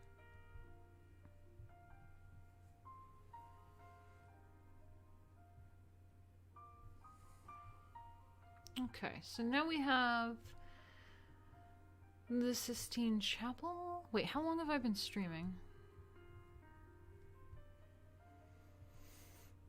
We've been live for an hour and 40 minutes. Oh, I forgot to add commercials to my stream, OBS. I have commercials, but I guess I won't break today. I'll organize my stream a little bit better for next time. You always think that you have everything sorted and you don't. I'm going to add commercials to my list.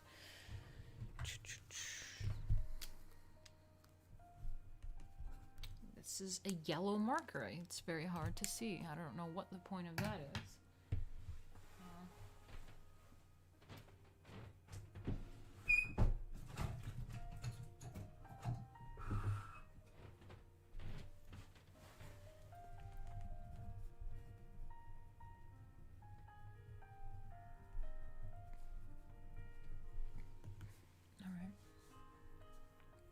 Get to it.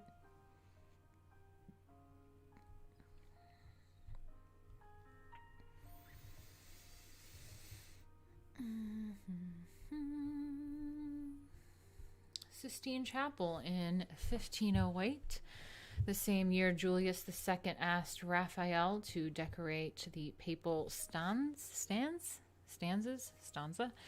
The Pope convinced a reluctant Michelangelo to paint the ceiling of the Sistine Chapel. Figures 9-1 and 9-10. Let's check that out real quick. 9-1. Oh. 9-1, 9-10. Wow, they're really... How do they do it says image not available due to copyright restrictions. Isn't that weird in a textbook? Like a digital textbook, it says that? Where are you reading the textbook? I mean, there's a few pictures sometimes when I open up like the file on like a PDF. Like every once in a while, every few chapters, there's an image that's like a copyright thing. Isn't that weird though? Or was this textbook made available for free online? I don't remember. Probably. Well, if so, then whoever owns the rights to the image didn't want it to be made. But what a bitch, because this is our history, man. Like, come on, what are you doing? You purposefully took the image for this purpose, and now you're being a bitch about it and can't learn? Like, thanks. I fucking hate these copyright people. They're always like the biggest bitches who pull that shit.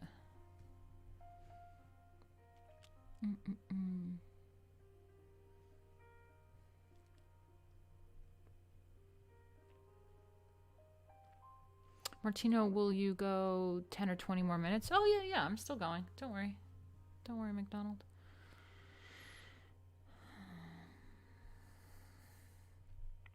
Okay, let's get back to it.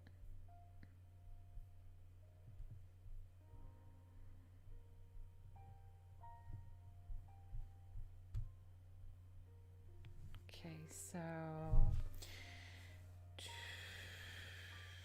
In 1508, the same year, Julius II asked Raphael to decorate the papal stands. The Pope convinced a reluctant Michelangelo to paint the ceiling of the Sistine Chapel, figures 9-1, 9-10.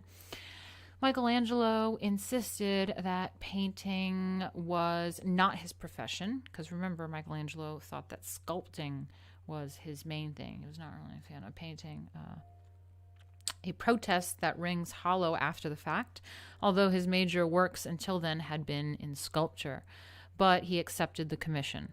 Michelangelo faced enormous difficulties in painting the Sistine ceiling.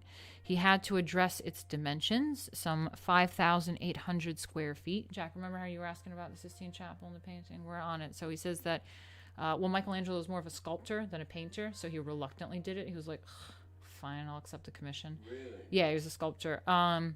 And then he had to address its dimensions. It's some 5,800 square feet. Its height above the pavement, almost 70 feet. And the complicated perspective problems the vault's height and curve presented, because it's like curved, as well as his inexperience as a fresco painter. Yet, in less than 4 years, Michelangelo produced a monumental fresco incorporating his patron's agenda, church doctrine, and the artist's interests. Like I said, like my former artist, man, can't get his shit together in years, and this motherfucker painted the Sistine Chapel. In 2 years. In 4 years, but still. I wrote a book in 4 months.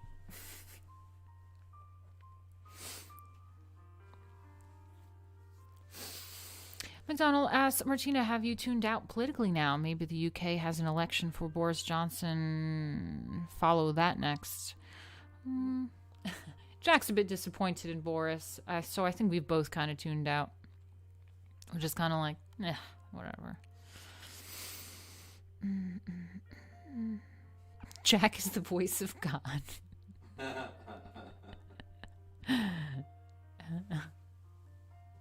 here, I'm just in my pajamas. And I have a bit of a migraine, so I'm just staying over. Okay, so what do we have here? Depicting the most august and solemn themes of all. Is august like a word? Huh? August is a word? Like an adjective? Well, it's a noun. It's not an adjective. Is it? August? Read it. Depicting the most august and solemn themes of all, the creation, fall, and redemption of humanity. Literally, it's August like the month, but undercase. I've never heard of that. I know, me too. I want to Google it. Maybe it is. I'm just having. I love learning new definitions. We do this in the etiquette stream. So let me see. Yeah, August we get the month. Huh? Yeah, it's an adjective. August. August. Oh, August. Yeah.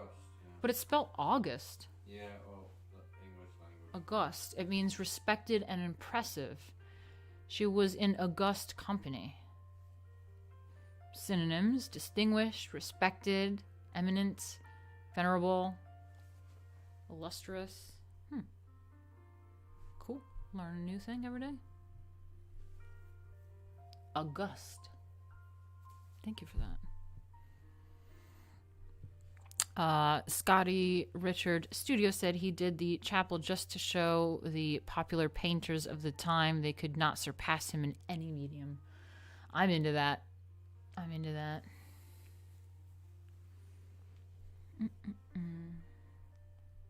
Okay, let's get back to this.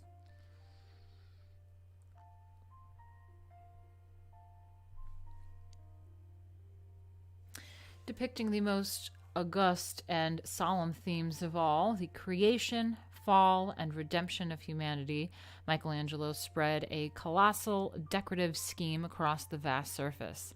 He succeeded in weaving together more than 300 figures in grand drama of the human race.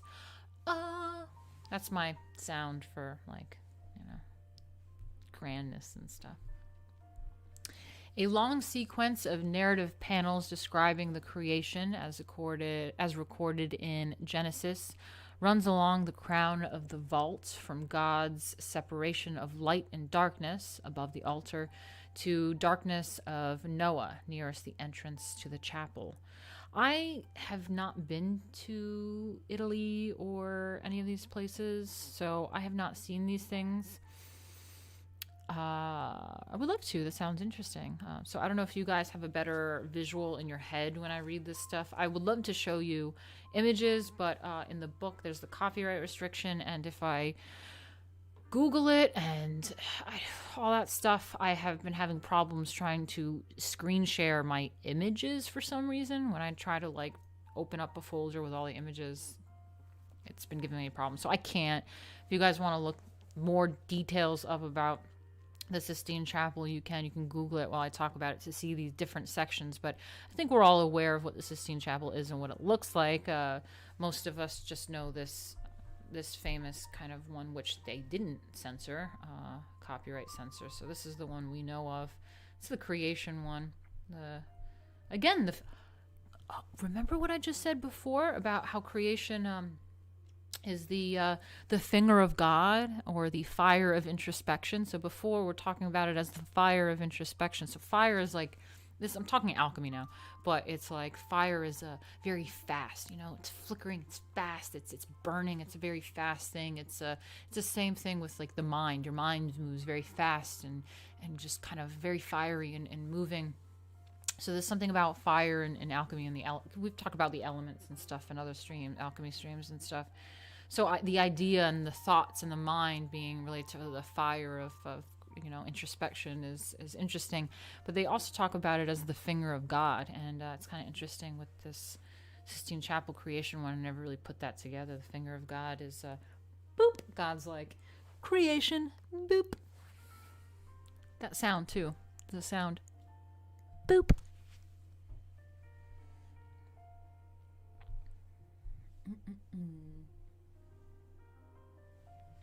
From the Latin Augustus. I think you need a producer. I do.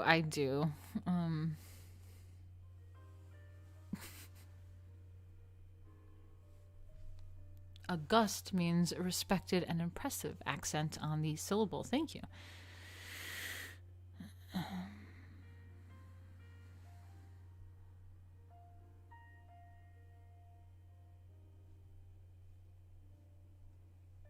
In the beginning, God said boop. That's how it goes, yeah.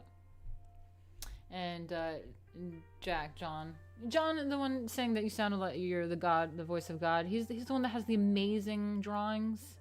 Remember that I was showing you with the you thought it looked like a picture? You were like, that's a drawing. And it had the columns, like the very Romanesque column drawings and stuff. Vaguely remember, but you can show me again. I don't remember anything. Doesn't remember anything. He never remembers anything. You know what I'm talking about? Like we brought it up a few times, and you're like, "Oh, I love that guy. He's fantastic." Because you thought it was a picture of like a Roman, like Greek, like in Greece or some shit. Anyway, so it's so frustrating, his memory, man. I swear to God. I was watching. Sorry, I'm interrupting your stream again. It's my stream as well now. You were watching the thing about Corey Feldman earlier. Yes, I have to get the stream on the Fell Dog. Maybe I should have done that today, but yeah, go ahead. Well, they said, "Oh, this is like that time in The Big Lebowski where this person said this." Yeah.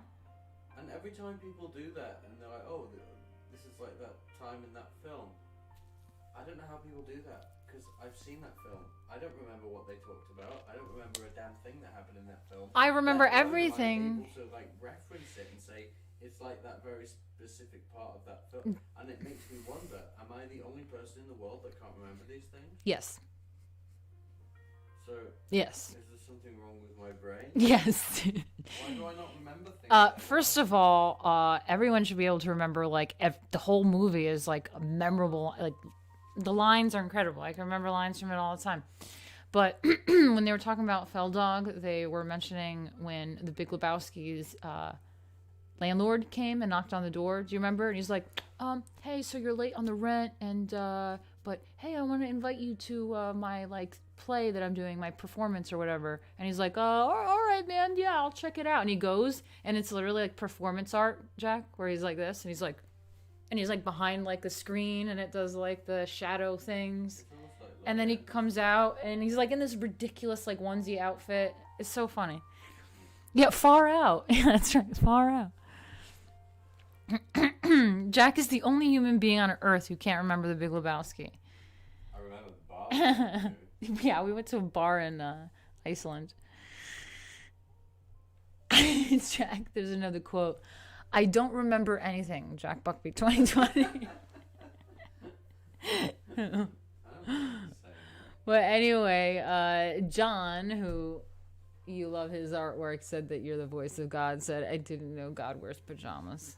Anyway. I wear very, very dashing, like, green and black. pajamas. Okay, let's get back to this. Oop, my bad. Error. YouTube is not receiving enough video to maintain smooth streaming. As such, viewers will experience... Stream health is poor. Yeah, that'll happen. Our internet is trash. Okay, guys, just stick with me. The streaming is poor. If this happens, it's the connection. Okay. It's hit and miss. All right, we'll just wrap up a little bit more. Let's see how long we've been going.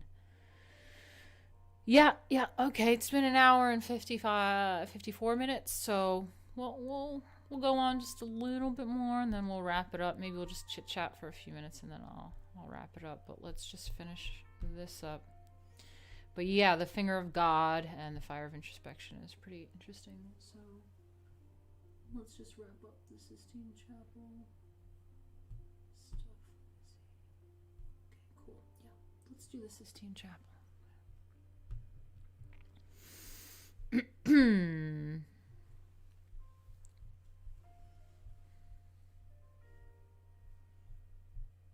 Okay. The Hebrew prophets and pagan sibyls who foretold the coming of Christ appear seated in large thrones on both sides of the central row of scenes from Genesis. Again, you guys can look up right now, and we all got the internet. You can just Google other pictures than what we just saw of the Sistine Chapel, because that picture that we just saw is what most people think of. It's what I know. But I've never seen it in person, so I'd probably look up exactly what they're talking about. So it has like the whole human history on it. We got the Genesis, which is that creation, and we have like the fall and redemption, like everything. So this is what we're talking about with the Sistine Chapel. We got the Hebrew prophets and pagan sibyls, I don't know what that is, sibyls, who foretold the coming of Christ appear seated in large thrones on both sides of the central row of scenes from Genesis, where the vault curves down. In the four corners pendendives, Michelangelo placed 4 Old Testament scenes with David, Judith, Haman, and Moses, and the brazen serpent. Scores of lesser figures also appear. The ancestors of Christ fill the triangular compartments above the windows. Nude youths punctuate the corners of the central panels, and small pairs of putty in grisaille monochrome painting using shades of gray to imitate sculpture. Oh, cool. Support the painted cornice surrounding the entire central corridor. Again, we got naked youths in the corner of the Sistine Chapel. Can someone please alert the Tradcaths and Venti about the nude youths in this church? We got pornography going on in this church. Someone needs to alert the Tradcaths. But yeah, okay, so we got this monochrome painting using shades of gray to imitate sculpture. It's called grisaille? Cool. The overall conceptualization of the ceiling's design and narrative structure not only presents a sweeping chronology of Christianity, but also is in keeping with Renaissance ideas about Christian history. These ideas included interest in the conflict between good and evil, and between the energy of youth and the wisdom of age. Oh, I love that. That's another thing that, online people don't really comprehend as good Catholics or adult, mature, conservative people, is the idea of age and wisdom. Always have respect for elders, unless they prove that they're fucking retarded, in which case, okay, you can be old and retarded too. But for the most part, there's an association with youth and vigor. What did they say in their words? It's the energy of youth. So that makes sense. There's something amazing about the energy of youth and the wisdom of age. That's a beautiful concept. The conception of the entire ceiling was astounding in itself, and the articulation of it in its 1,000 details was a superhuman achievement. Unlike Andrea Mantega's decoration of the camera Pieta in the other chapter, in Mantua, the strongly marked unifying architectural framework in the Sistine Chapel does not produce picture windows. Rather, the viewer focuses on figure after figure, each sharply outlined against the neutral tone of the architectural setting or the plain background of the panels. Oh, he's naked. He's naked. Ah, pornography.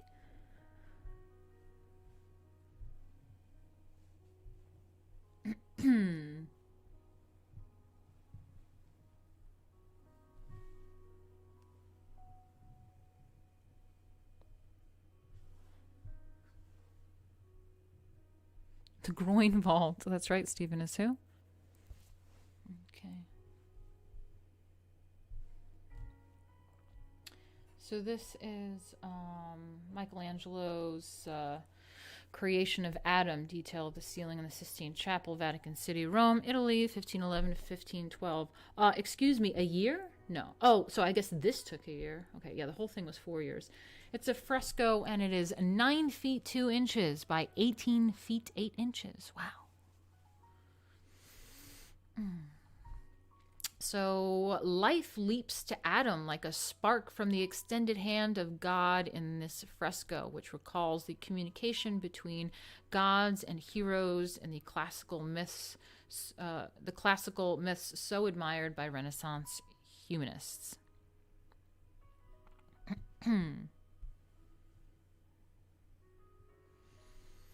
Aaron asks, am I the only conservative? Am I the only atheist conservative? I feel so alone. Oh, no, I don't think you are. I mean, I'm not an atheist, but, I mean, no, you're not alone. I think there's plenty of them. I think, yeah, my friend Paul is an atheist conservative. I mean, I don't know if he'd consider himself conservative, though. I think he's probably just like a Democrat, but, like, his views are more, like, the left has pushed the center far to the left, so I guess he's conservative now. But yeah, you're not. So let's see. What else we got here?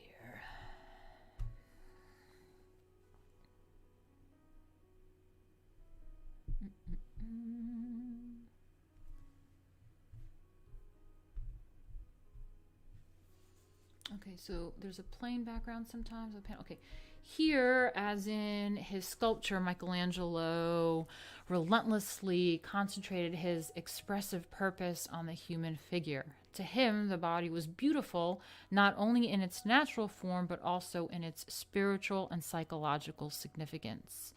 The body was the manifestation of the soul or the state of mind and character. I'm all about that. All about that with Lady Alchemy. Michelangelo represented the body in its most simple elemental aspect, in the nude or simply draped, with no background and no ornamental embellishments. He always painted with a sculptor's eye for how light and shadow communicate volume and surface. It is also no coincidence that many of the figures seem to be tinted reliefs of freestanding statues. Okay. So this is the creation of Adam, this painting that we just saw, and it's part of the Sistine Chapel. So let's look at this one. One of the ceiling's central panels is Creation of Adam. Michelangelo did not paint the traditional representation, but instead produced a bold humanistic interpretation of the momentous event. God and Adam confronted each other in a primordial, uniformed landscape of which Adam is still a material part, heavy as earth. The Lord transcends the earth, wrapped in a billowing cloud of drapery and borne up by its powers. Life leaps to Adam like a spark flashed from the extended, mighty hand of God. The communication between God and heroes, so familiar in classical myth, is here concrete. This blunt depiction of the Lord as ruler of heaven in the Olympian pagan sense indicates how easily high Renaissance thought joined classical and Christian traditions. Yet the classical trappings do not obscure the essential Christian message. Beneath the Lord's sheltering left arm is a female figure. Oh, let's check this out. Oh, yeah, it is. What a pretty lady. Never noticed her. Cool.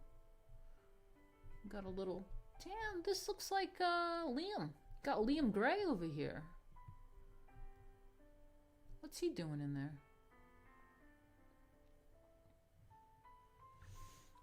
We got James Peterson. I said, "Hi, Martina. Worried when I saw your post on Instagram." Oh, thank you. Please do not worry. I mean, I'm going through some things. I talked about it earlier a little bit. I did not give any details because I have too many haters, people trying to destroy my life and send me bad energy. So I don't really want to talk publicly about what's going on personally, but I'll let you guys know eventually.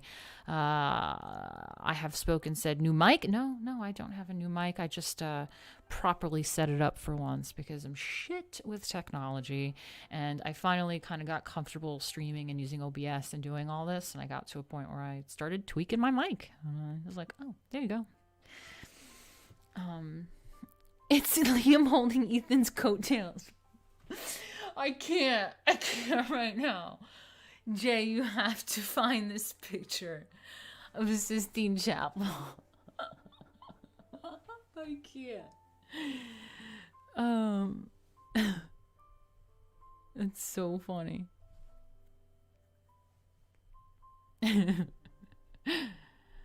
Fuck. It's funny. Okay, so we have beneath the Lord's sheltering left arm is a female figure.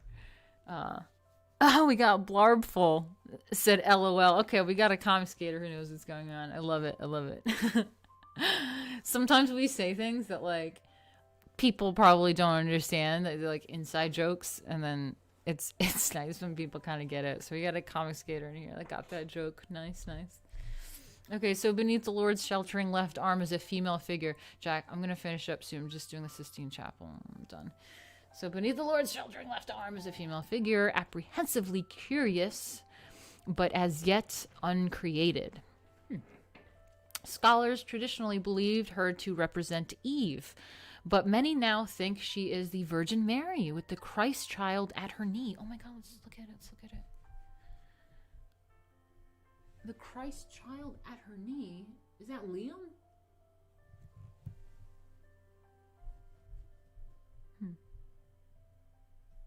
Okay.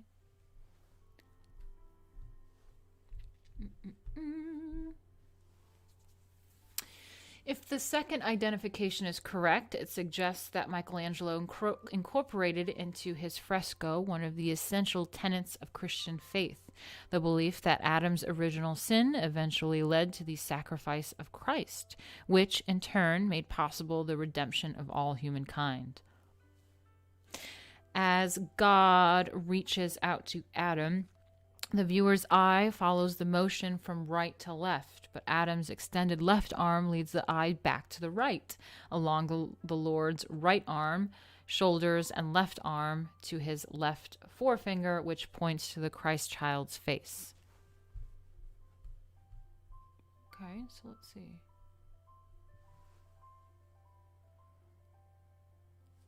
Yeah, it is. His arm is kind of going to his face, for sure.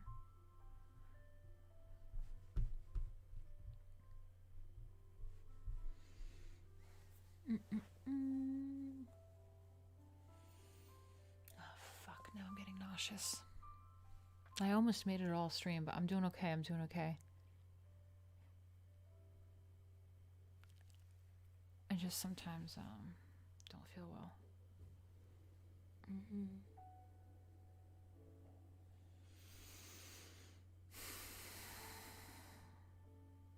Oh, thank you, Scotty. He says, juice, organic fruits and veggies. The body can do a lot of healing with live concentrated enzymes. It's true. It's true. Okay. Let me see, where am I in? As God reaches out to Adam, the viewer, Christ child's face. Okay. The focal point of this right to left to right movement, the fingertips of Adam and the Lord, is dramatically off-center. Michelangelo replaced the straight architectural axes found in Leonardo's compositions with curves and diagonals. For example, the bodies of the two great figures are complementary.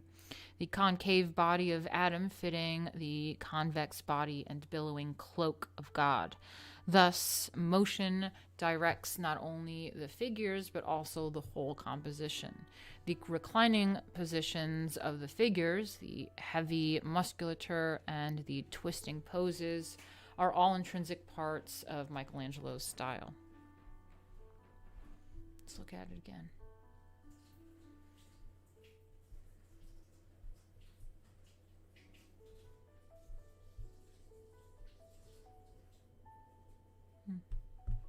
Okay. Oop. All right.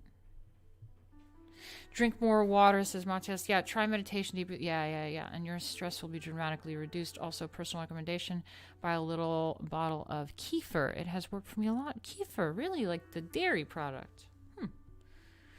Yeah, water. I think part of my issues, too, are dehydration. Jack, can I get some water? I'm starting to feel nauseous and I'm thirsty.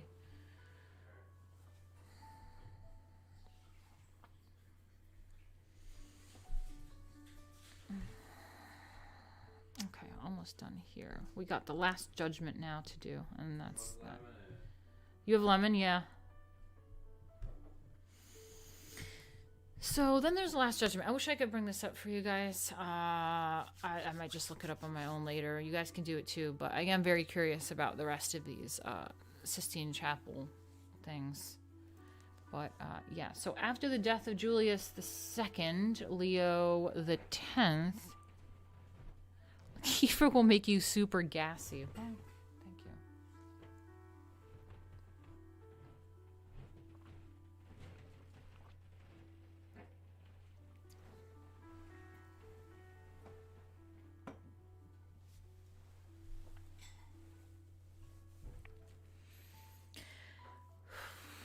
After the death of Julius II, Leo the 10th, roughly 1513 to 1521, Clement the 7th, roughly 1523 to 1534, and Paul III, roughly 1534 to 1549, also employed Michelangelo.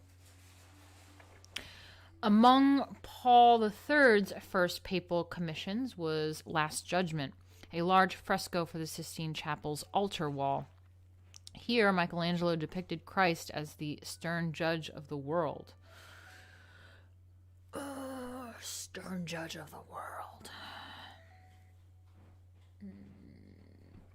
A giant who raises his mighty right arm in a gesture of damnation so broad and universal as to suggest he will destroy all creation. Fuck, now I'm curious. Have you guys seen the Sistine Chapel? Have any of you guys been there? Have you been to Italy and seen this? I have not, and I don't really even know what fresco they're talking about, because all the one I know is the creation one. But that sounds really badass. I'm going to look this up now. So, the choirs of heaven surrounding him pulse with anxiety and awe. So do I. No, there's like a giant, stern, the judge of the world Christ that's depicted, like giant. And he's like and he has a giant who raises his mighty right arm in a gesture of damnation so broad and universal as to suggest he will destroy all creation. The choirs of heaven surround him, pulse with anxiety and awe. Yeah, me too. Crowded into the spaces below are trumpeting angels, the ascending figures of the just, and the downward hurtling figures of the damned. On the left, the dead awake and assume flesh. On the right, demons. Man, I want to see this painting now. The got demons whose gargoyle masks and burning eyes revive the demons of Romanesque Tympana, torment, and damned. That sounds like the parade of awfuls? Parade of horribles. That sounds like the parade of horribles. It says Wikipedia has a picture. Okay, yeah, sure. Matthias says he hasn't seen it, but he thinks his dad says it's beautiful. Cool. Michelangelo's terrifying vision of the fate that awaits sinners goes far beyond any previous rendition. Martyrs who suffered especially agonizing deaths crouch below the judge. One of them, Saint Bartholomew, I love that name, Bartholomew, who was skinned alive, holds his flaying knife and the skin. Its face and grotesque self-portrait of Michelangelo. The figures are huge and violently twisted, with small heads and contorted features, although this immense fresco impresses on viewers Christ's wrath on Judgment Day. It also holds out hope. A group of saved souls, the elect, crowd around Christ, and on the far right, appears a figure with a cross, most likely the good thief, crucified with Jesus, or a saint martyred by crucifixion, such as Saint Andrew. Okay, well, that's that. I do want to see it now, and I am very curious. You guys say that it's on Wikipedia, so let me check it out. We got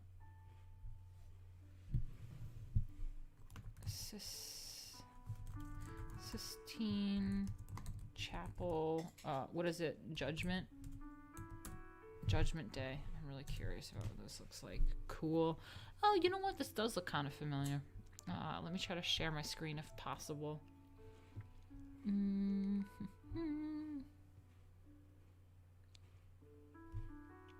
Alright, cool. That worked.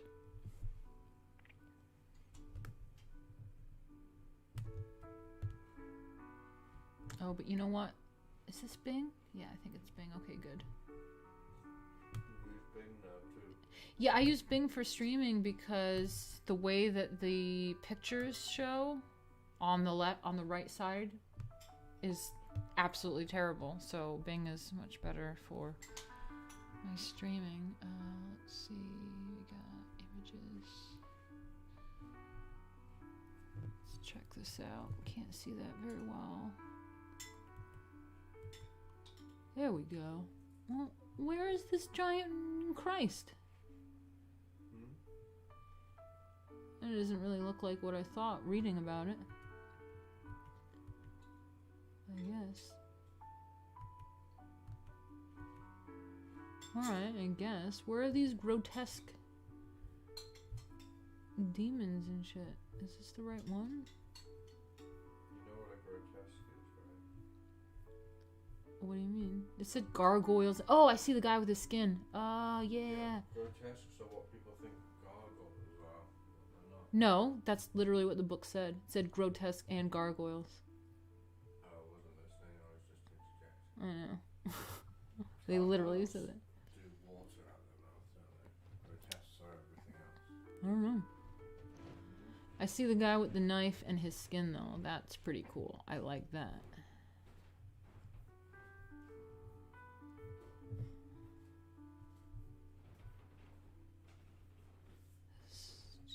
Still a lot of nudity. We got look at this guy's thick. He got some thick booty and tits. Again, I mean, people. If you think nudity is in art is pornography, you better not go to the Sistine Chapel. Ooh, that's a better quality. Jack, look at how thick this guy is. Oh, okay.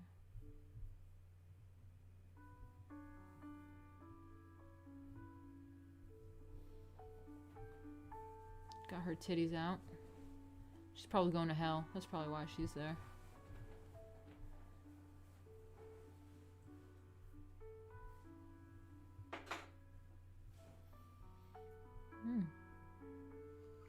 That looks like they were like all hugging a giant cigarette. That's what made me think of that.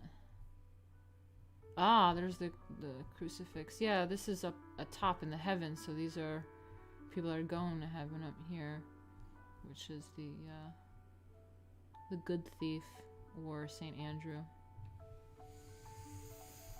Cool. Cool. This is my favorite part. What is this going on? Is it, he's got a crutch? What's he holding on to? Is this a crutch? A ladder? What's happening there? I like that guy though. I don't see any gargoyles, but they said gargoyles.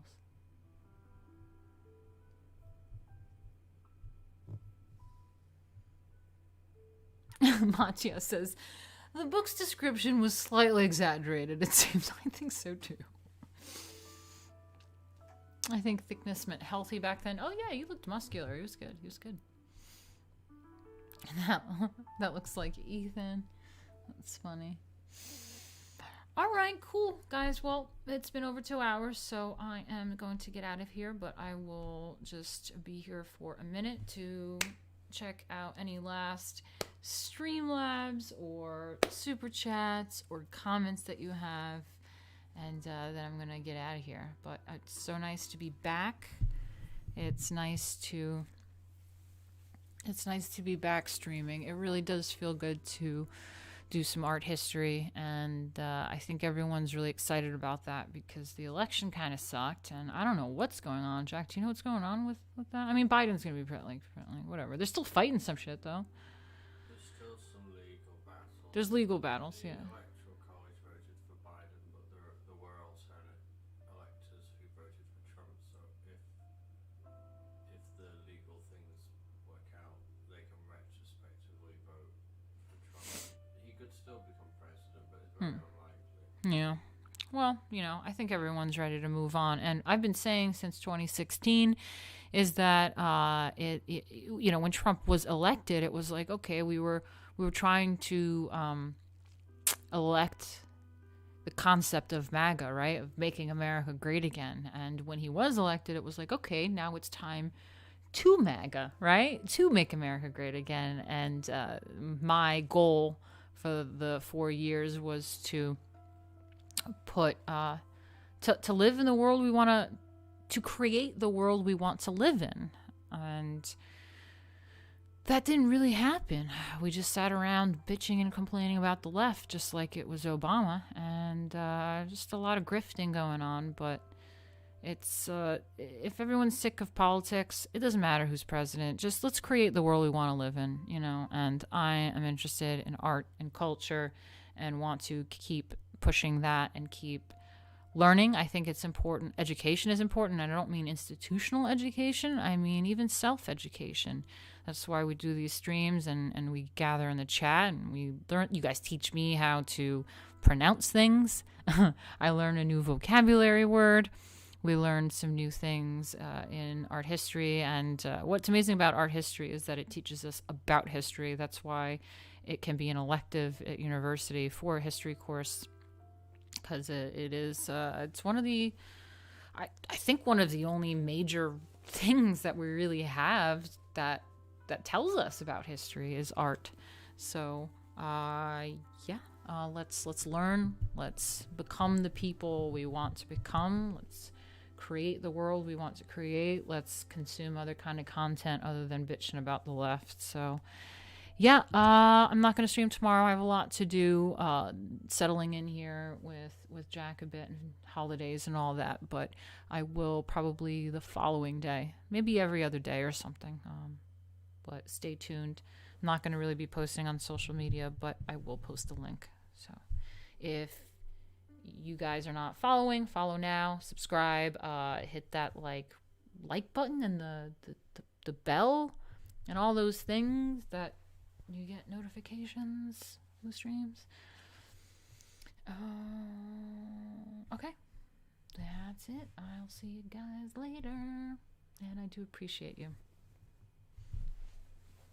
Alright, ouch.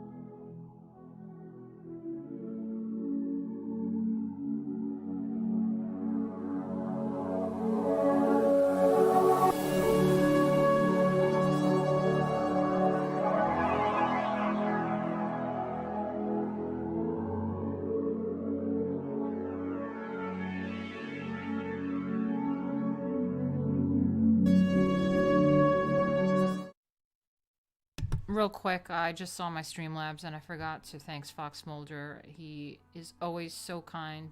Thank you, Fox Mulder, if you're still in here. I really appreciate you a lot. Me and Jack are always really thankful of you. And yeah, just hit me up. Hit me up in a DM somewhere. Okay, check out the intro again. I mean, outro again.